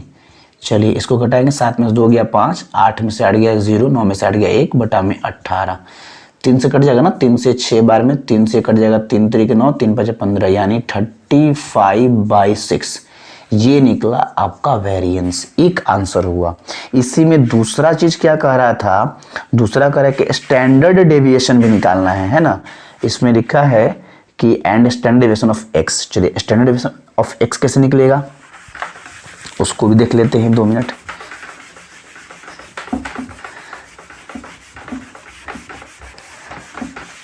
चलिए जी, अब यहाँ पे लिखेंगे कि एंड स्टैंडर्ड डेविएशन, जिसको हम शॉर्ट में एसडी बोलते हैं, इसको निकालने के लिए कुछ नहीं करना है। ये तो सीधे कहता है कि भैया वेरिएंस का जो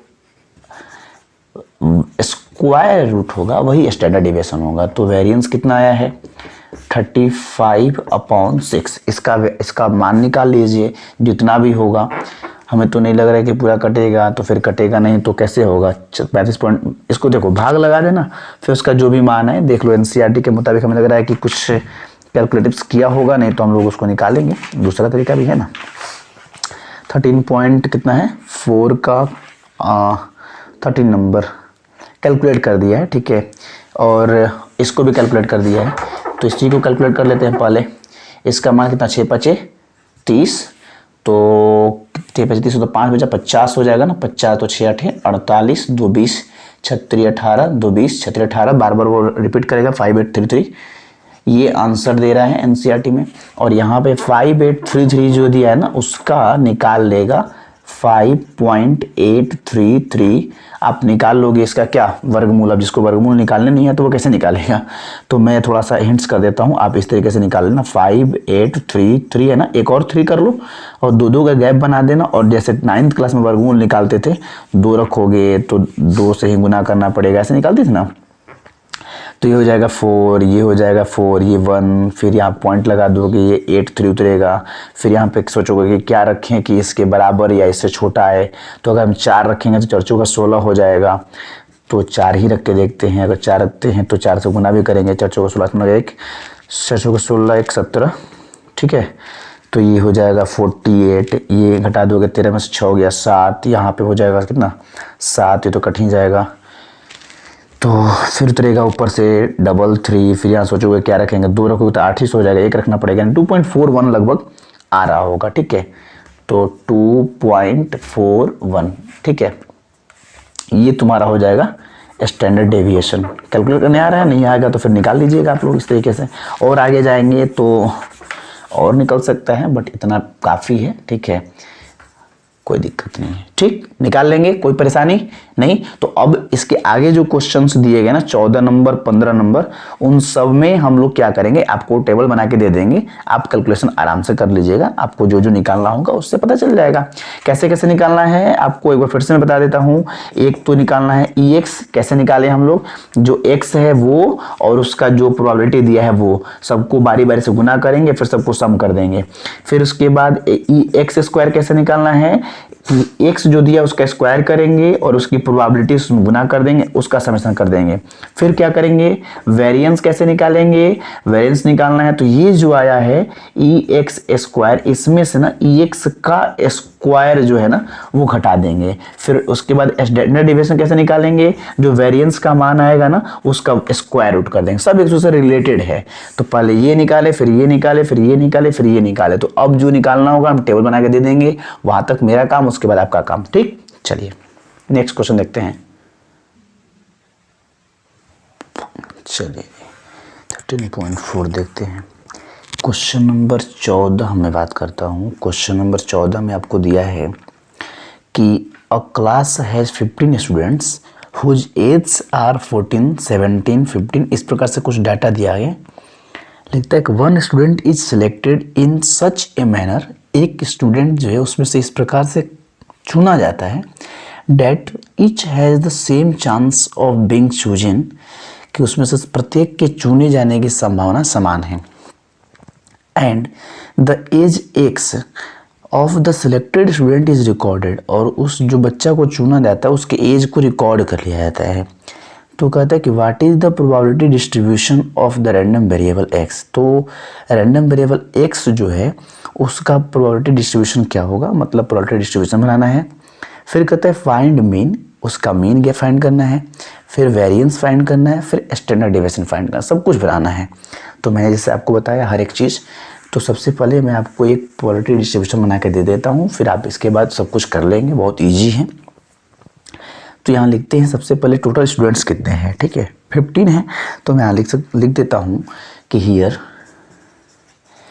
नंबर ऑफ टोटल स्टूडेंट, ठीक है, number of total students is equal to 15।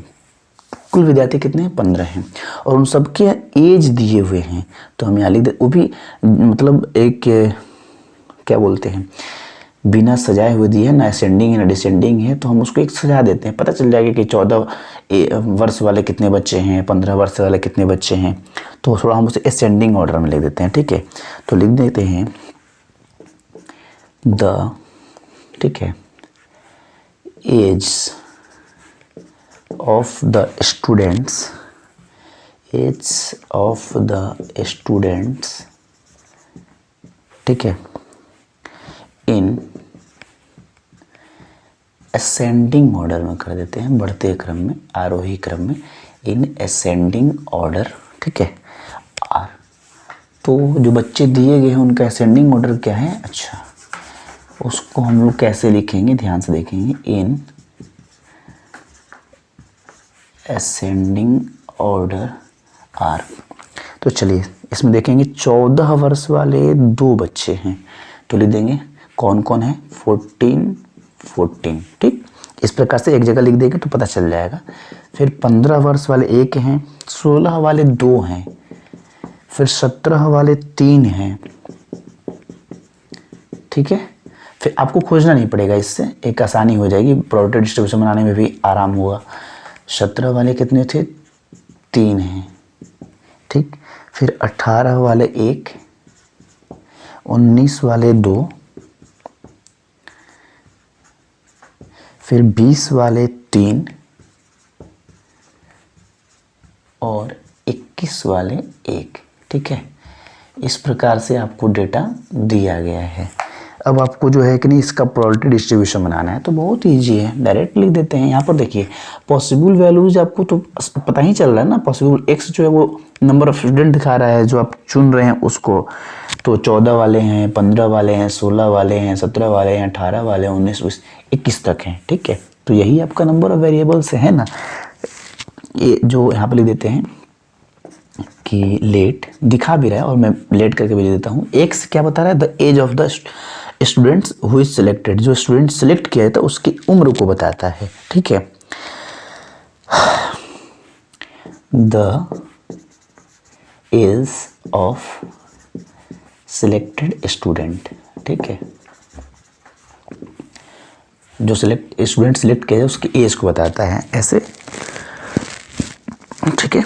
चलिए तो नीचे में हम लोग इसको बना देते हैं प्रोबेबिलिटी डिस्ट्रीब्यूशन और फिर इसका हम लोग बना देंगे पॉसिबल वैल्यू देखिए ना 14, 15, 16 वो लिख दें क्या, एंड या देन कर देते हैं,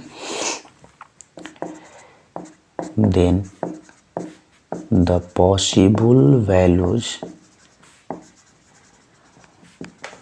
ऑफ एक्स आर, यहाँ पे क्या क्या है 14, 15, 16, 17, 18, 19, 20 एंड 21। ठीक, इतने उसके संभावित जो मान हैं। तो therefore the probability distribution, therefore the probability distribution लिख लेंगे ना, of the given random variable is given by, चलिए मैं बना देता हूँ, आप इसको देख करके बाकी सारे कैलकुलेशन करेंगे। इसमें आपको x, इसमें प्रोबेबिलिटी ऑफ x क्या क्या है, x का मान 14, 15, 16, 17, 18, 19, 20, 21। चलिए 14 वाले कितने हैं, एक हैं, 14 देखिए यहाँ पे 2 हैं, सॉरी 2, टोटल कितने हैं, टोटल नंबर ऑफ स्टूडेंट कितने हैं 15 हैं, तो 2/15। 15 वाले कितने हैं, 1, 1/15। 16 वाले 2 हैं तो 2/15। 17 वाले 3 हैं तो 3/15। 18 वाले 1 तो 1/15। 19 वाले 2, 2/15। 20 वाले 3, 3/15। 21 वाले 1, 1/15। चेक कर लीजिए, 2 1 3, 2 5, 3 8, 1 9, 2 1 11, 3 14, 1 15, 15/15, 15 1 कट जाएगा, 1 आ जाएगा, यानी प्रोबेबिलिटी सब का जो सम है वो 1 आ रहा है, यानी कि ये हमारा रैंडम वेरिएबल है। ठीक है, रैंडम वेरिएबल का प्रोबेबिलिटी डिस्ट्रीब्यूशन है। ठीक, अब ये जब हमारा हो जाएगा तब हम लोग यहाँ से शुरू करेंगे हमारा काम, मीन निकालना है। अच्छा ये चीज़ और पूछ रहा है, what is the probability distribution of random variable x, उसका रैंडम वेरिएबल एक्स का प्रोबेबिलिटी डिस्ट्रीब्यूशन क्या होगा, तो यही होगा प्रोबेबिलिटी डिस्ट्रीब्यूशन। एक तो आपका आंसर यही हो गई। हाँ, दूसरा पूछ रहा है कि इसका मीन क्या होगा, वेरिएंस क्या होगा, तो यहाँ से स्टार्ट कीजिए। नाउ बाय फॉर्मूला, जैसे जैसे मैंने कहा आप वैसे वैसे कार्य करेंगे। सबसे पहले आप निकालेंगे नाउ बाय फॉर्मूला मीन निकालेंगे। मीन का एक नाम क्या है, म्यू, या एक और नाम है एक्सपेक्टेशन ऑफ एक्स, ये ज़्यादा बेटर रहेगा, आप लिखिए। इसमें आपको क्या करना है, सब एक्स लेना है बारी बारी से और उसकी प्रोबेबिलिटी लेनी है, एक्स और उसकी प्रोबेबिलिटी। ठीक है, एक्स और उसकी प्रोबेबिलिटी को लेकर के गुना कीजिए, इसमें इससे, इसमें इससे, इसमें इससे गुना आपको दिखाएं इसके पैरेलल क्वेश्चन में कैसे करना है, और जितना आएगा सबको देखिए, सबके बटन 15 तो कॉमन ले लीजिएगा, फिर अंक में गुना करके और ऐड कर दीजिए तो आपको निकल जाएगा एक्सपेक्टेशन ऑफ एक्स। ठीक, ये आप निकालिए सबसे पहले। फिर आप क्या कीजिए, यहीं पे एक बार EX² निकालिए। इसमें क्या करना है, जैसे आप x से उसकी प्रोबेबिलिटी में गुना करते थे, इस बार x जो दिया ना उसका स्क्वायर कीजिए और उस x के स्क्वायर से उसके प्रोबेबिलिटी में गुना कीजिए और सबका फिर सम निकाल दीजिए। ठीक है, पता चला, मैंने अभी इसके पहले निकाल के दिखाया ना। जैसे इसमें क्या करेंगे, 14 गुना इतना, 15 गुना इतना, 16 गुना इतना, जितना भी होगा सबको फिर जोड़ेंगे। इसमें क्या करना है, 14 के स्क्वायर गुना इतना, 15 का स्क्वायर गुना इतना, 16 का स्क्वायर गुना इतना, 17 का स्क्वायर गुना इतना, और फिर उसको भी जोड़ेंगे और सबके बटन 15 तो कॉमन निकाल करके आप आराम से जोड़ दोगे। फिर जो आएगा ना तब यहाँ पे निकालोगे एंड वेरिएंस निकालोगे। ठीक, जिसको हम लोग वेरिएंस ऑफ एक्स के नाम से भी जानते हैं। ये कैसे निकलेगा, तो ये जो आया रहेगा आपका मान EX² वाला, उसमें से ना ये जो मान आया है EX का, इसका स्क्वायर आपको डिवाइड माइनस करना है। ठीक, और उसके बाद सुनिए, जब ये निकल जाए तब जाकर के लास्ट में निकलेगा। ठीक है, अल्सो करके आपको क्या निकालना है, स्टैंडर्ड डेविएशन। तो स्टैंडर्ड डेविएशन कैसे निकलता है, रूट में वेरिएंस को रख दीजिएगा। ये जो मान आएगा वेरिएंस का यहाँ इस लाइन में, उसको यहाँ रख दीजिएगा, उसका स्क्वायर रूट निकाल दीजिएगा, आपको ये निकल जाएगा। तो कैलकुलेशन तो आपको करना होगा ना थोड़ा सा, इसलिए कि मैंने इतना सारा कुछ आपको बता दिया है, तो कैलकुलेशन कर लेंगे। और आप अगर बनाना जानेंगे तो फिर एग्जाम में आप बना पाओगे, क्योंकि आपको करना क्या है, ये सबसे बड़ा इंपॉर्टेंट कार्य है। ठीक है, तो देखते हैं क्वेश्चन नंबर 15। चलिए 15 भी छोटा ही है।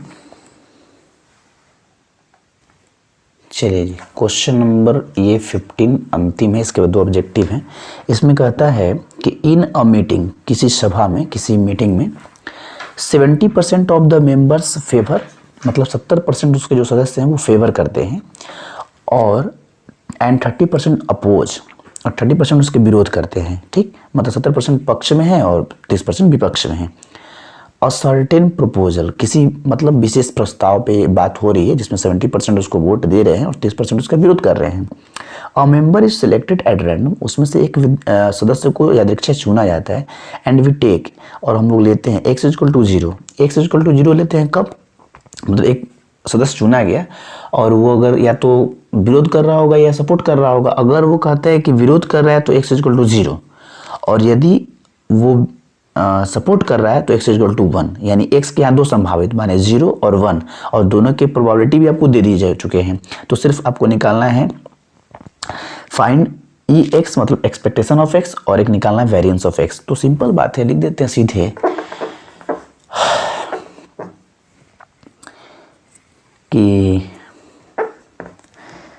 इन अ मीटिंग, ठीक है, ऐसे लिखना ज़रूरी नहीं है ये वाली, फिर भी मैं लिख देता हूँ कि एक सभा में, इन अ मीटिंग, ठीक है, ऑन अ सर्टेन प्रपोजल, किसी विशेष प्रस्ताव पे, ठीक है, ऑन अ सर्टेन या for a certain proposal, for a certain proposal, ठीक है, किसी विशेष प्रस्ताव के लिए, इफ अ मेंबर अपोज, अगर विरोध करते हैं, then x is equal to 0, and if a member favour, अगर वो मेंबर फेवर करते हैं, then x is equal to 1। ठीक, एक मीटिंग में एक सर्टेन प्रपोजल, एक सदस्य अगर विरोध करता है तो x इक्वल टू 0, और एक सदस्य अगर सपोर्ट करता है तो x इक्वल टू 1। यहाँ पे डायरेक्ट लिख देंगे कि नाउ अकॉर्डिंग टू क्वेश्चन, ठीक है, 2 चीज़ें स्पष्ट दी गई हैं। अगर वो अपोज करता है तो उसकी x का वैल्यू 0 होगा और उसका प्रोबेबिलिटी दिया है 30%। ये हम नहीं, वो स्पष्ट आपके कॉपी में दिया है बुक में।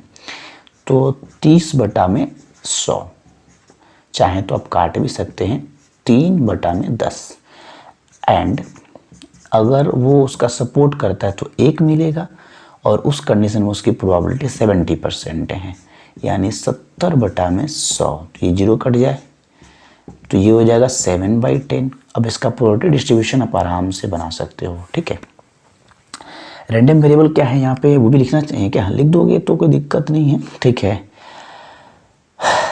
यहीं पे लिख देते हैं let x is equal to a member selected, ऊपर ही लिख दो भाई, क्या दिक्कत है, सिलेक्टेड इन अ मीटिंग, किसी मीटिंग में एक सदस्य को चुना जा रहा है, वो है ये। ठीक, अब वो सपोर्ट कर रहा है कि विरोध कर रहा है, उस पर सपोर्ट कर रहा है तो 0, विरोध कर रहा है तो 1, सॉरी सपोर्ट कर रहा है तो 1, विरोध कर रहा है तो 0, और उन सब की प्रायिकता भी आपको दी गई है। चलिए, तो इससे तो ही मान है संभावित, एक तो है 0, एक होता है 1, या तो विरोध करेगा या सपोर्ट करेगा। विरोध करेगा उसकी प्रायिकता क्या है, 3/10, इसकी क्या है 7/10, ऐड करोगे तो देख लो 7 3 10, 10/10 1 होगा, तो आप निकाल लोगे क्या, ये तो बहुत ईजी है, यही निकल जाएगा खट से। मैं निकाल देता हूँ, एक अंतिम प्रश्न छोटा भी है इसलिए मैं ये क्या हो जाएगा, 0 × 3/10 प्लस 1 × 7/10। सब फॉर्मूला आपके सामने रखा हुआ है, बस कैलकुलेशन करना है। 0 + 7/10 यानी इज इक्वल टू 7/10। फिर इसको निकालिएगा, कैसे निकालिएगा, 0 का स्क्वायर गुना 3/10, 1 का स्क्वायर गुना 7/10, ये तो पूरा 0, प्लस ये 1 का स्क्वायर 1 ही होगा, गुना 7/10 तो 7/10 ही होगा, यानी ये भी आया 7/10। ठीक है, कोई दिक्कत है क्या, चेक कर लें एक बार जरूर, एकदम 7/10 वो भी आया और 7/10 ये भी आया, कोई टेंशन, यहाँ मान रख दीजिए। यहाँ पे कैसे होगा, यहाँ पे रखना है 7/10 माइनस यहाँ पे 7/10 का स्क्वायर, ठीक है, क्योंकि ये देखिए ये वाला वैल्यू ये है, ये वाला मान यहाँ पे है, उसका स्क्वायर करना है। तो ये कितना हो जाएगा 7/10 माइनस 49/100। 100 एलसीएम 10 से 10 बार में जाएगा तो 70 माइनस 49 घटा देंगे तो 21/100 और यही आपका आंसर हो गया। 0. इसको पॉइंट में चेंज कर दे तो कोई दिक्कत नहीं है, ना करे तो भी कोई दिक्कत नहीं है, ठीक। तो इस प्रकार से 15 नंबर क्वेश्चन भी आपका क्लियर हुआ। अब 2 क्वेश्चन और बना है बचा, ऑब्जेक्टिव है 16 और 17, हम लोग उसको भी देख लेते हैं जल्दी से, ठीक है। चलिए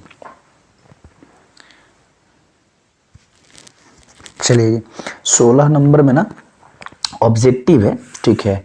तो यहाँ पे लिखा है the mean of the numbers obtained on throwing a die having written 1 on 3 faces, 2 on 2 faces and 5 on 1 faces. मतलब एक ऐसा पासा है जिसके 3 फेस पर 1 लिखा हुआ है, 2 सतह पर 2 लिखा है और 1 सतह पर 5 लिखा है। मतलब उसमें 1 2 3 4 5 6 नहीं लिखा है, उसमें ना 3 तरफ 1, 2 तरफ 2 और 1 तरफ 5 लिखा है। ऐसा एक स्पेशल कोई डाई होगा तो उसका मीन निकालना है। Numbers obtain on throwing a die, मतलब उसमें अगर पासा को फेंका जाता है उस पर जो आ रहा है उसका माध्य निकालना है, ठीक है।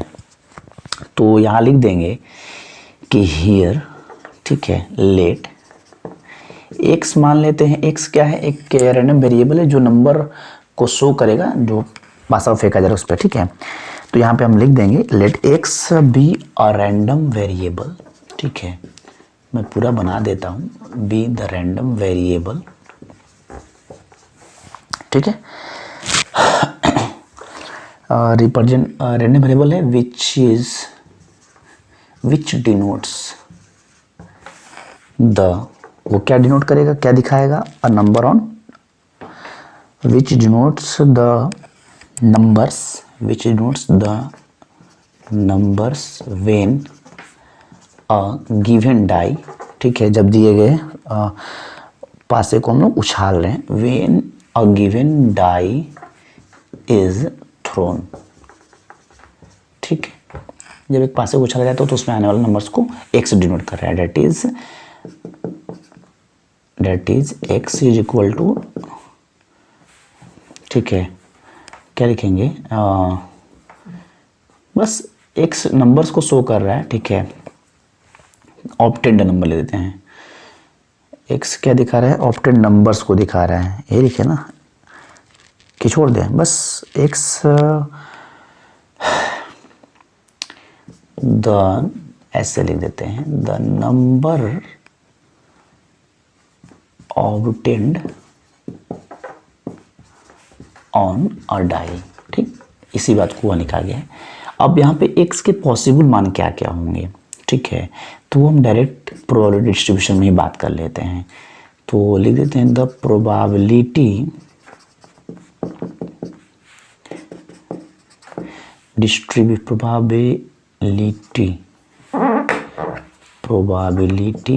Distribution,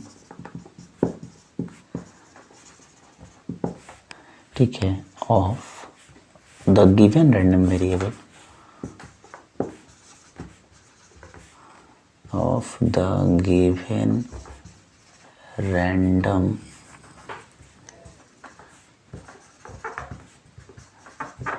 variable is given by, ठीक।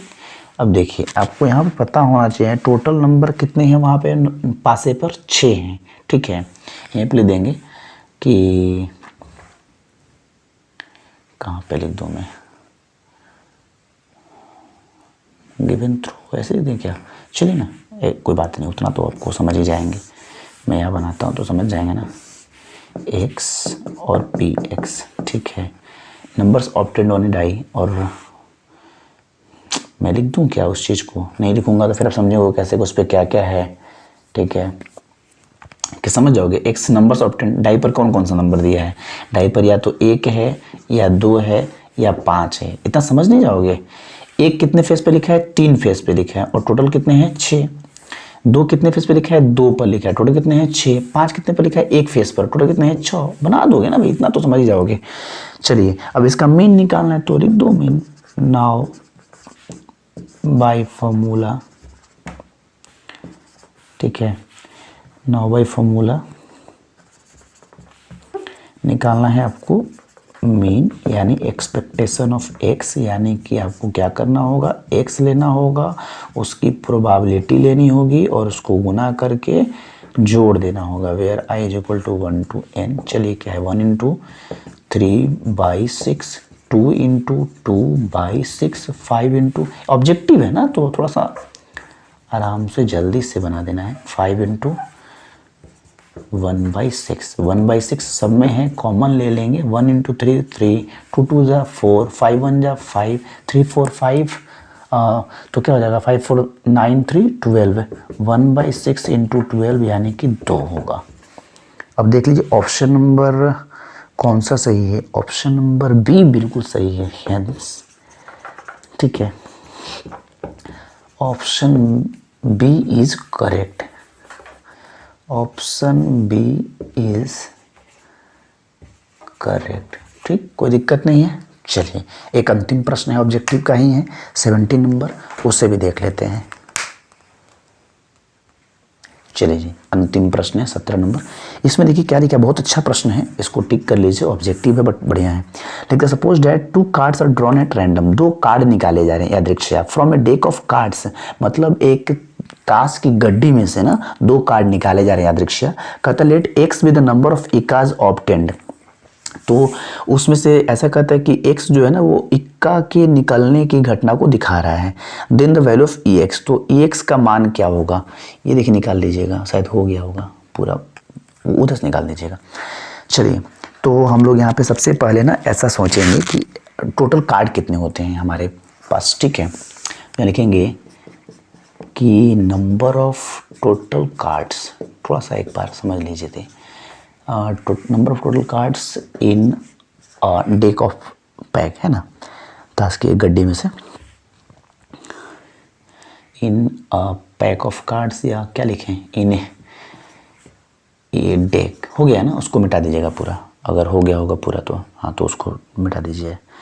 इन ए डेक ऑफ कार्ड्स, ठीक है, ताश की एक गड्डी में टोटल 52 पत्ते होते हैं। फिर यहाँ पे ये बताइए एंड नंबर ऑफ इक्कास कितने होते हैं, उसमें इक्का कितने होते हैं इन ए डेक ऑफ पैक, ठीक है, नंबर ऑफ इन, तो इक्का 4 होते हैं, तो बाकी कितने नॉन इक्का कितने होते हैं, मतलब इक्का नहीं कितने होते हैं 48, ऐसे सब निकाल लेते हैं हम लोग। एंड नंबर ऑफ नॉन इक्कास, नॉन इक्कास का मतलब जो इक्का नहीं है, मतलब इक्का को छोड़ करके कितने कार्ड बचे हैं, मैं ये कहने का मतलब है। ठीक है, नॉन इक्का, ठीक है,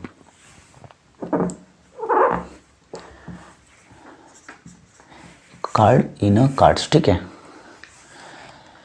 तो टोटल 52 है, तो उसमें से 4 निकल जाएंगे, यानी 48 इक्का नहीं है, मतलब 52 पत्ते होते हैं, उसमें से 4 इक्का, हर पत्ता 4 पीस होता है, ठीक है, तो इक्का 4 पीस है, 48 पीस क्या है, नॉन इक्का है, मतलब वो इक्का नहीं है।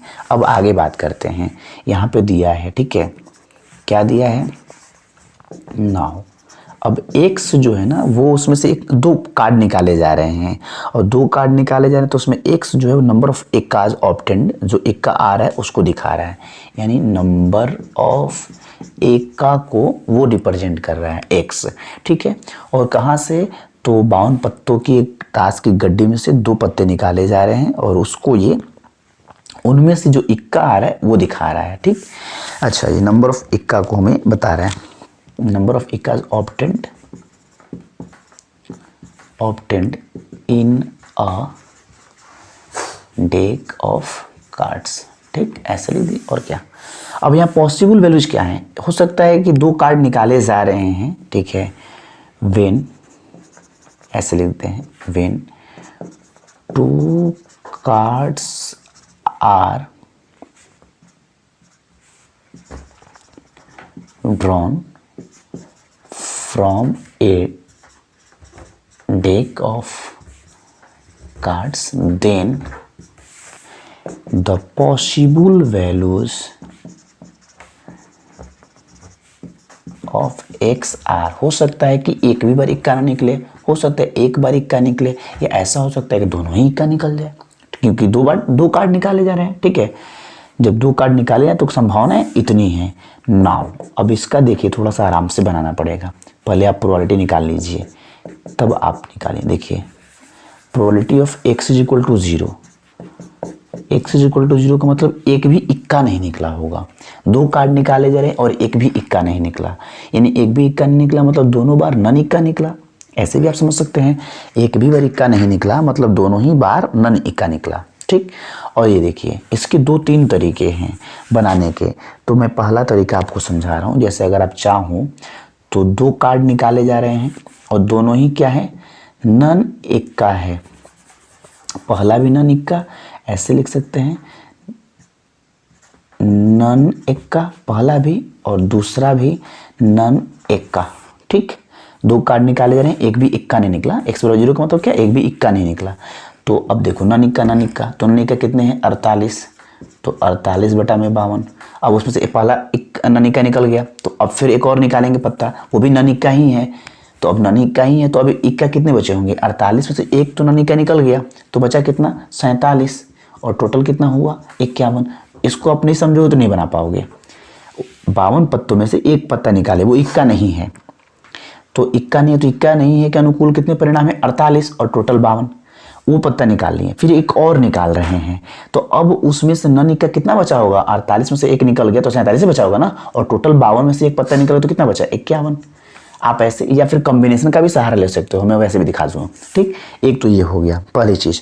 अब इसको आप गुना कर दो, ऊपर में गुना करोगे तो 47 इंटू 48 करना, नीचे 52 इंटू 51। तो कैसे गुना करते हो, देखो 2 अंक का गुना भी थोड़ा सीख लो, ऐसे ऐसे ऐसे। ठीक है, 7-8 से करो 56, 6 हाथ में लगा 5, तो 6 से गुना करो, 7 चौका 28, 8 चौका 32, तो 28 32 60 होगा ना, 60 5 65 के 5 हाथ में लगा 6, फिर ऊपर नीचे गुना कर दो, 4 चौका 16 5, 6 चौका 16 6 22, 2266। ठीक है, या कट कर दो ना, कट भी हो जा रहा है शायद, हमको लग रहा है कि कट हो जाए तो छोटा हो जाएगा। ऐसे गुना भी सीख गए, चलो अच्छी बात है। देखो कुछ कट रहा होगा जरूर, क्योंकि हमें लगा ये कट जाएगा 4 से 12 बार में, 4 से ये 13 बार में। अब नहीं कटेगा शायद, क्या और कट जाएगा 17 से, ये 3 से कट जाएगा 17 बार में, 3 से ये कट जाएगा 4 बार में, तो ऊपर हो जाएगा 47 चौका, यानी कि 28 240, 200 कितना 160, 4 चौका 16 160, और 28 188, और नीचे में कितना हो जाएगा, ये हो जाएगा 7 51 और 170, यानी 170 और 51 शायद 221। ठीक है, 221 ये तो निकल गया। फिर इसके बाद आपको निकालना है P x is equal to 1। x is equal to 1 का मतलब क्या हुआ, यहाँ पे दो संभावनाएं हैं, या तो एक इक्का निकला हुआ है, एक इक्का निकला मतलब पहला इक्का निकला होगा और दूसरा नन इक्का निकला होगा, या ऐसा हो सकता है कि पहले नन इक्का निकला हो और बाद में इक्का निकला हो, है ना, दो संभावनाएं, पहला नन इक्का और दूसरा इक्का। तो ये सबका प्रायिकता निकालिए। इक्का निकला होगा तो इक्का कितने हैं 4, तो 4 बटा में 52, और इक्का नहीं है कितने, अब देखो इक्का नहीं है तो ये आपको समझना पड़ेगा ना, इक्का नहीं है तो 48 है, तो उसमें से कोई एक निकला होगा, लेकिन टोटल तो 51 हुआ ना, क्योंकि एक पत्ता निकल चुका है। फिर इसी प्रकार से नन इक्का निकला होगा तो क्या संभावनाएं हैं 48 बटा में 52, और फिर इक्का निकला होगा तो इक्का कितने हैं 4, और अब तो एक निकल गया होगा पहले से, तो 51। ये चूंकि जो पत्ता निकाला जा रहा है वो फिर डाला थोड़ी जा रहा है, ठीक है, तो इसलिए इस प्रकार से आपको समझना होगा। 4 बटा में 52 गुना 48 बटा 51। अब इसको गुना कर लीजिए, देखिए कट रहा है तो कटा दीजिए, 4 से ये कट जाएगा 13 बार में, 4 से ये कट जाएगा 13 बार में, यानी ये भी 48 13 गुना 51, ये भी 48 13 गुना 51, और कट रहा है क्या 3 से 16 बार में, 3 से 17 बार में, यहाँ भी 3 से 16 बार में, 3 से 17 बार में, तो ये हो जाएगा 16 बटा में 221, प्लस ये भी हो जाएगा 16 बटा में 221, क्योंकि ऊपर में गुना क्या 17 221। अब इसको अगर आप जोड़िएगा तो 32/221। ओके, चलिए तीसरा क्या है, दोनों ही इक्का निकल जाए, यानी कि पहला भी इक्का और दूसरा भी इक्का। तो इसमें क्या होगा, पहला इक्का कितना है 4 बटा में 52, और दूसरा भी इक्का, तो अब इक्का कितना बचा होगा 3 और टोटल कितने बचे होंगे 51, यानी 4×3 = 12 में। ठीक है, कोई दिक्कत? 4 अच्छा इसको भी कटा दें, काट दो भाई। 4 से ये कट जाएगा 13 बार में, 3 से ये कट जाएगा 17 बार में, यानी ऊपर में 1 नीचे में 2 2 1 जोड़ दीजिए 188 और 32 220 और 1 221 बटा 221, यानी हमारा प्रोबेबिलिटी डिस्ट्रीब्यूशन बिल्कुल सही है। इसी को निकालने के एक और तरीके हैं, मैं वैसे भी निकाल के आपको दिखा दूंगा। ठीक है, वो कैसे निकालिएगा? एक तो ये तरीका था, दूसरा तरीका ये है, दिख रहा है क्या? अगर दिख रहा होगा तो मैं ज़रूर बना दूंगा। वो कॉम्बिनेशन का सहारा लेना पड़ेगा आपको। ठीक है, तो वो देख लीजिए, इधर पूरा आ रहा है ना, तो इसी का सेकंड मेथड में देख लीजिएगा आप लोग। अगर x = 0 लिया जा रहा है, इसका मतलब कि एक भी इक्का नहीं निकला होगा। तो इक्का नहीं निकला होगा मतलब कि नन इक्का निकला होगा। तो नन इक्का के कितने कार्ड हैं? 48, और उसमें से 2 कार्ड निकला होगा। और टोटल कार्ड कितने हैं? 52, उसमें से 2 कार्ड निकला होगा। ये हो गया जो पूछ रहा है उसके अनुकूल परिणाम, बचा मन टोटल परिणाम। अब 48C2 कैसे निकलता है आपको पता होना चाहिए कि NC2 का वैल्यू निकलता है 48 × 47/2। ठीक है, और फिर नीचे भी 52 × 51/2 ऐसे निकलता है ना कैलकुलेशन। 2 से 2 कट जाएगा, नहीं पता तो NC2 फिर देखिए, आपको इंट्रोडक्शन पार्ट बताया गया है।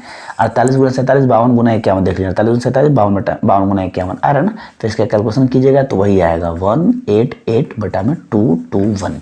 इसी प्रकार से अगर आप इसको निकालेंगे x = 1 का, इसका मतलब क्या हुआ कि एक इक्का निकल रहा है। एक इक्का निकल रहा है मतलब कि एक इक्का निकल रहा है, तो इक्का कितने टोटल? 4, उसमें से एक निकल रहा है, और एक जो नन इक्का है उसमें से एक निकल रहा है। 2 कार्ड आपको निकल रहे हैं, और नीचे में टोटल क्या है? 52 C2, क्योंकि 52 में से ही 2 कार्ड निकल रहे हैं। तो नीचे टोटल लिखा जा रहा है कितने हैं, उसमें से कितना लिया जा रहा है। सिलेक्शन जब भी हो इसी का प्रयोग करते हैं। 4 में से एक निकल रहा है मतलब एक इक्का और एक नन इक्का, यही ना हो रहा होगा, एक इक्का एक नन इक्का निकल रहा होगा। तो यहाँ भी इसको आप सॉल्व कीजिएगा तो क्या हो जाएगा? 4C1 आपको पता होना चाहिए, NC1 N होता है, यानी 4C1 4 होगा, 48C1 48 होगा, नीचे में 52C2 है, तो यानी कि 52 × 51/2 होगा। यहाँ भी आप चेक कर लो, तुम्हारा यही आया होगा। यहाँ पे देखो 4/52 48/51, 4/52 48/51, और ये देखो बटा लो, जब ऊपर जाएगा तो 2 हो जाएगा ना, 2 से गुना 2 बार है ना, तो इसका भी कैलकुलेशन करोगे, बटा वाला ऊपर चला जाएगा। यानी देखो मैं दोनों दिखा देता हूँ आपको, ये हो जाएगा 4 × 48, ठीक है, नीचे 52 × 51, नीचे का बटा ऊपर चला जाएगा तो 2, और फिर इसको भी कैलकुलेशन करोगे तो यही आएगा 32/221।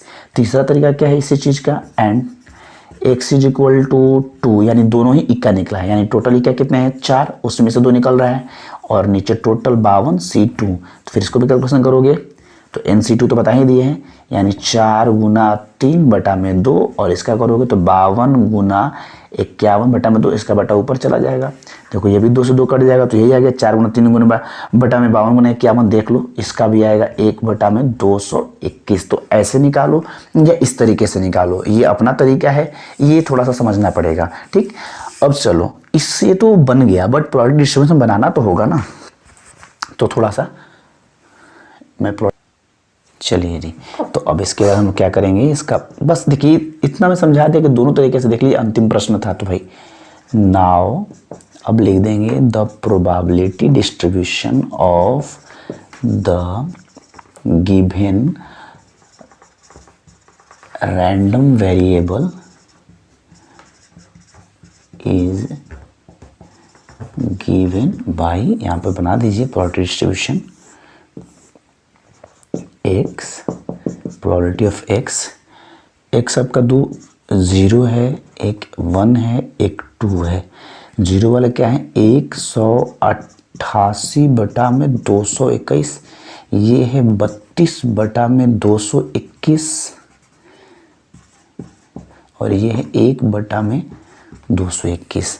उसके बाद आपको निकालना है नाउ बाय फॉर्मूला, क्या निकालने के लिए कह रहा है इसमें? वैल्यू ऑफ EX, यानी कि एक्सपेक्टेशन ऑफ x निकालना। फिर पता ही है आपको एक्सप्रेशन ऑफ x क्या होता है, सिग्मा xi इंटू उसका corresponding probability where i equal to 1 to n, ये गुनीजिए, ये गुनीजिए, ये गुनीजिए, फिर ऐड कर दीजिए।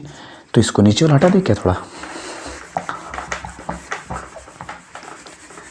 ठंड के मारे इतना ये चिपक जा रहा है ना, कोहेसिव फोर्स बढ़ गया। आप तो पढ़े होंगे ना केमिस्ट्री में। चलिए, तो यहाँ पे हमें कैलकुलेशन करना है। 0 इंटू 188 बटा में 221 प्लस 1 गुना 32 बटा में 221 प्लस 2 गुना 1 बटा में 221। ये तो पूरा 0, 1 से करे तो 32 बटा में 221, 2 से करे तो 2 बटा में 221, 0 तो ख़त्म ही हो गया। एलसीएम निकालेंगे 221, 32 और 2 34 बटा में 221। हमें लग रहा है कि आंसर ज़रूर चेक कर ले, कुछ कट रहा है लग रहा है, नहीं ऑप्शन में तो कहीं दिख नहीं रहा है ये, तो थोड़ा कट के देख लेते हैं हम लोग। 2 2 4 1 5 किससे काट दिया जाए कि दोनों कट जाएगा, है ना। ऑप्शन में हमको लग रहा है कहीं 13 बहुत आ रहा है, तो 13 से कुछ ना कुछ कट रहा होगा। 13 से एक बार में तो फिर 9 1 17 से कट रहा है ना, 17 दूने 34, 17 से 17 13 221। अच्छा ठीक 17 13 तो आ भी रहा था वहाँ पे, यानी 2 बटा में 13, यानी ऑप्शन नंबर डी बिल्कुल सही है। Hence option D is correct. ठीक, तो इस प्रकार से 13.4 एक्सरसाइज जो था आपका वो क्लियर हुआ। तो अब इसके बाद 13.5 का इंट्रोडक्शन और उसका जो एक्सरसाइज है उसको हम लोग डिस्कस करेंगे। ठीक है, तो मिलते हैं नेक्स्ट वीडियोज़ में, फिर कुछ नया लेकर आएंगे, है ना। चलिए ठीक, ओके, धन्यवाद।